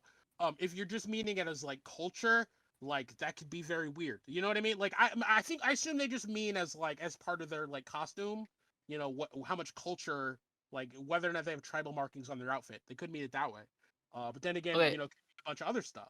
I Race. found the pictures that they scrubbed, Okay. and I Yeah. linked them in Here, the podcast I'll chat. take a look. I'll take a look. Here, I'll pull it Yeah, up. like, so this kind of seems like any other like mock character design tool, which a lot of Oh, companies use for internal character design. it's ridiculous. Just look at look, look Man, at you don't talk about it. You don't talk about it. It's so fucking weird. You don't talk about it. Like okay, these are the criteria they go on: culture, race, age, cognitive ability, physical ability, body type, facial features, beauty, gender identity, sexual orientation, socioeconomic background. So like, Yeah, I s- There's see what they're also go yeah. on. like I see what they're trying to do, and there's some good aspects of it to it, maybe. But this is something that never should have ever been allowed outside the walls of the character design sheet. Like the especially fact, not a physical picture like yeah, of how it works. yeah, like I would be suing the shit out of whoever. I mean, they released it themselves. That's the worst part. Right. Yeah, Like exactly. like And then they scrubbed it. Like yeah, what? Cowards, leave it up. yeah, like sometimes you have to accept in certain instances no one should know how the sausage is made. And this might be one of those instances. Yeah. Because again, Right. like this whole design sheet, this whole document, it opens up more uncomfortable questions than it helps fill in for a company like Blizzard, who Yeah. already has to deal with a bunch of other weird scandals and bullshit. Yeah. So yeah, like it is again, I'm not saying diversity is bad. I'm just saying this is a cringy ass way to do it that never should have been leaked to the public.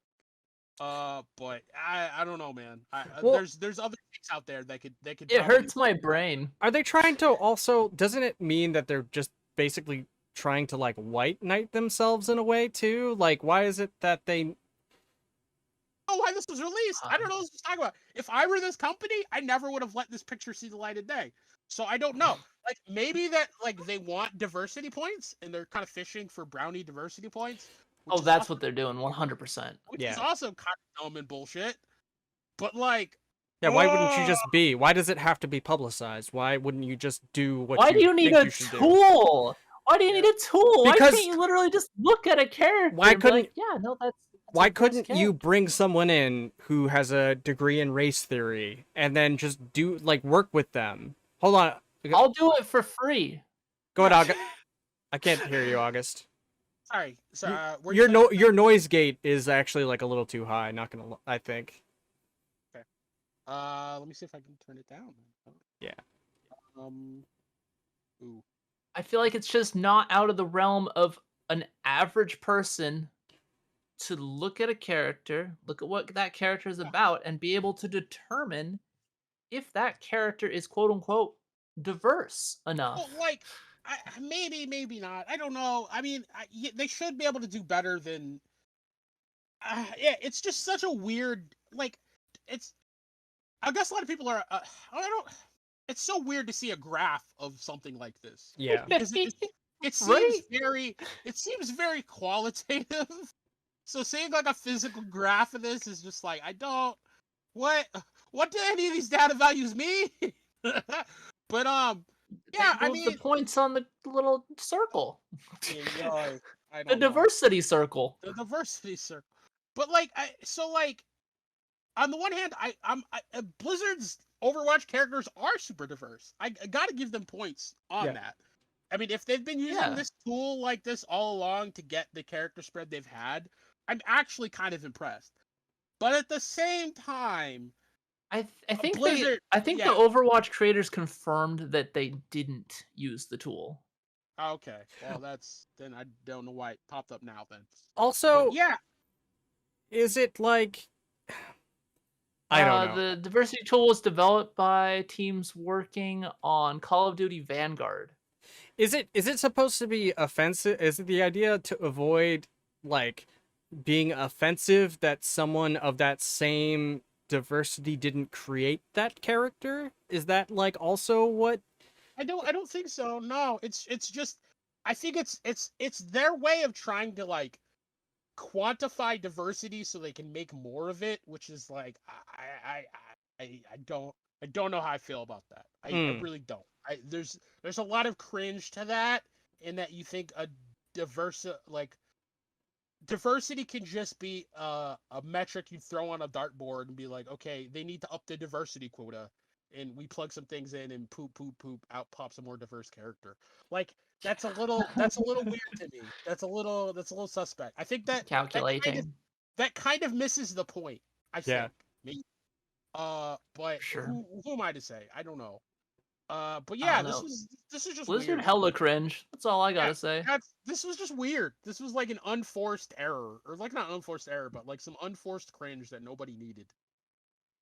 I just can't believe they posted it.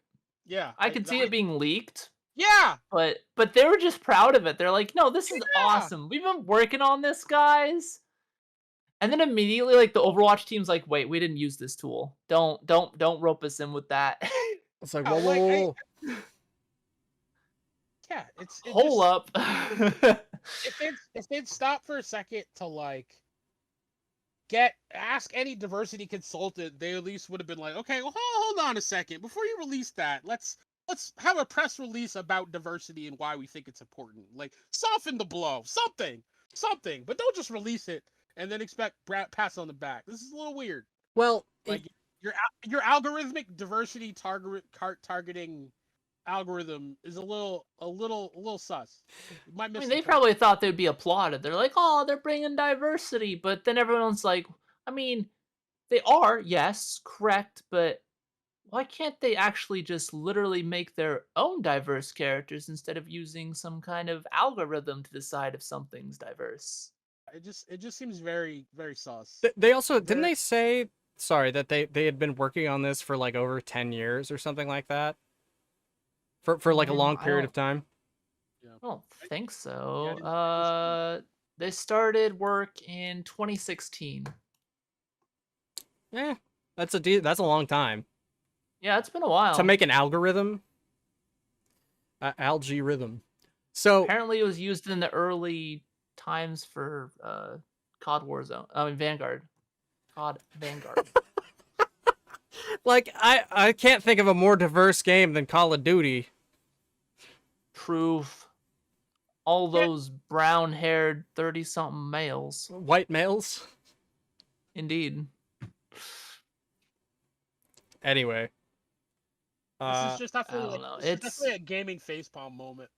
Yeah, it's a little strange. I couldn't think of anything better for an L of the week than this. Yeah. And I'm glad it was chosen. I agree. It's just because it's an L for Blizzard, it's an L for humanity. It's an L for the ages. I'm honestly surprised that Amber Heard or the Supreme Court were beaten out by this, but I mean, hey. That was technically last week. I mean, granted, we kind of skipped L of the week last week. We did. Those both kind of deserved it. last week. We just kind of ran out of time. Yeah. Yeah, but yeah, this is it's eh, it's not as it's fun. old news, you know. It is old news. It's old news. It is not as fun. This is the fresh stuff. This was, on the 12th, Hot 3 off days the- ago. Yeah, bro. And then scrubbed on the 13th. So, I suppose with that, did anybody else have anything they wanted to talk about before we close out the podcast here? What else is new? I think Now I got nothing. Morbius is coming out soon to Redbox near you. Mhm. Even though apparently Redbox is closing down. I heard that. Yeah. Yeah, apparently Yeah, they can't compete. Well, they just got bought, and I think they're closing down all their physical locations, which sucks because I liked buying the $1 discs. I didn't do it all the time, but it was nice to be able to just buy a fresh run movie that I hadn't seen yet and watch it. So that's kind of a bummer. Yeah. But I mean, physical media is kind of dying. What that means for the future, I don't know. I'm a little scared, honestly, because digital media comes with a whole different set of rights expectations. Basically, you don't own anything anymore, which kind of sucks. But Just look at Steam. Technically, you don't own your Steam library at all. Yep. Even though I've literally thousands of dollars sunk into Steam at this But that's a whole nother can of worms that I'll hopefully never have to tackle. Exactly. Until August makes you tackle them.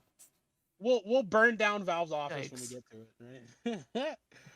But anyway, no other option. Yeah, no other option. Gay man. What? Now, seriously, I love Valve. But yeah, I mean, Gabe has even gone on record and say if anything ever happens, he wants to release people's games to them free. But I mean, contractually, he's obligated not to. So we'll see what happens. But yeah, hopefully we have to never cross that bridge. But yeah, digital rights is a whole new thing, and it's going to be an even bigger thing in the 21st century. But again, well, that's ongoing, so we will keep an eye out. But other than that, I got nothing. Yeah, I'm tapped out. We'll have to do some movie reviews. I know Doctor Strange 2. Yeah. Have you got a chance to check that out yet? No. Well, if you do, let us know because we're gonna try. I hate going to the theaters. I'm gonna be brutally honest. But it was Doctor Strange. Dose. I mean, that's fair. I love Doctor Strange, but This movie was a doozy. Movie could have been better. I would give it like a B+. I gotta wait. I had to give it. There you go. There's your review. B+. It's my review. 10-second review. Fair. But yeah. Did you see Fantastic Beasts 2? We could do a review of that, or 3. I have not. I'm not a Harry Potter guy. I enjoy Harry Potter, but I will not touch any Fantastic Beasts after the first one. Not a Harry Pothead? No. I liked the first one. The second one was garbage, in my opinion. Third one was okay. Mads Mikkelsen can't do any wrong. So. Out of curiosity, did you, August? Did you want to still get together and watch the movie, the X? No. Top Gun. Top Gun. You want to get together and watch Top Gun? Oh, Top Gun. Not tonight. What? I'll do it another week. Yeah. You just said yesterday you wanted to watch Top Gun tonight. Yesterday was a different day. Stuff came up. That was a different August. That was totally different me. That was 24 hours ago me. Kurt and me ran out of time. I don't know. Well, let's talk about it after the podcast. I feel that. All right, man. But probably not. I haven't eaten dinner yet either. So. I mean, we can come back anyway. Same. So yeah, I guess with that, guys, we could probably close out for tonight. Yo. Check out new Star Trek. Apparently, it's really good. I watched the first episode and I really liked it. And apparently, everyone says the second episode was really good. So, Star Trek is back for those who have been waiting for that to be a thing. Neat. Quintessence. Where can people find you? Oh, streaming all the video games over at twitch.tv/quintessencehd. Hey. August. Where can people find you? Still on this podcast for now, although now that I do have a working webcam. No, I'm just kidding. This is my laptop. But yeah, no, I'll start streaming at some point. Just hasn't happened yet. But I mean, it looks fine. Yeah, it from looks now fine. on. I have a nice webcam though. Supposedly it's like 4K. I just don't know where to put it. I actually have two webcams because I forgot about one, but whatever. Wow. Okay. I can have like angle shots of my face, and I can just switch sides between them. But no, yeah. For now, just check me out on the podcast, and eventually I'll start doing cool stuff like that. All right, you can find us on Instagram, Twitter. We are on Twitch, of course. You can find our podcast on Spotify, Anchor, and literally anywhere where you can find podcasts. This has been The Backlog. We will see you next week with The Backlog Podcast number 20. We actually made it to 20. Unbelievable. We're also going to be on tomorrow and in the Discord for Kamen Rider Club. I think we're still watching Kamen Rider Black. I think the jury's still out whether we're going to keep watching that or not. But Yeah, I don't know. People didn't really seem to be enjoying it too incredibly much. so I think that's at 6 p.m., 6 to 8 tomorrow. And yeah, I hope you guys have a good night. We'll see you soon. Bye. Bye-bye. Peace.